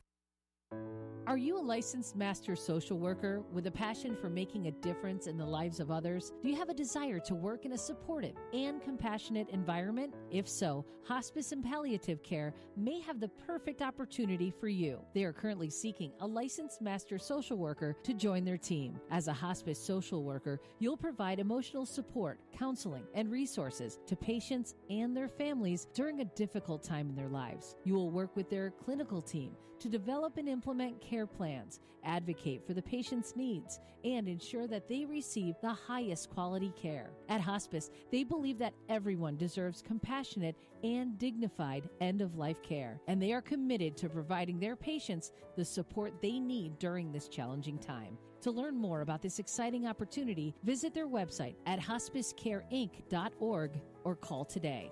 hospice and palliative care. When you need us most.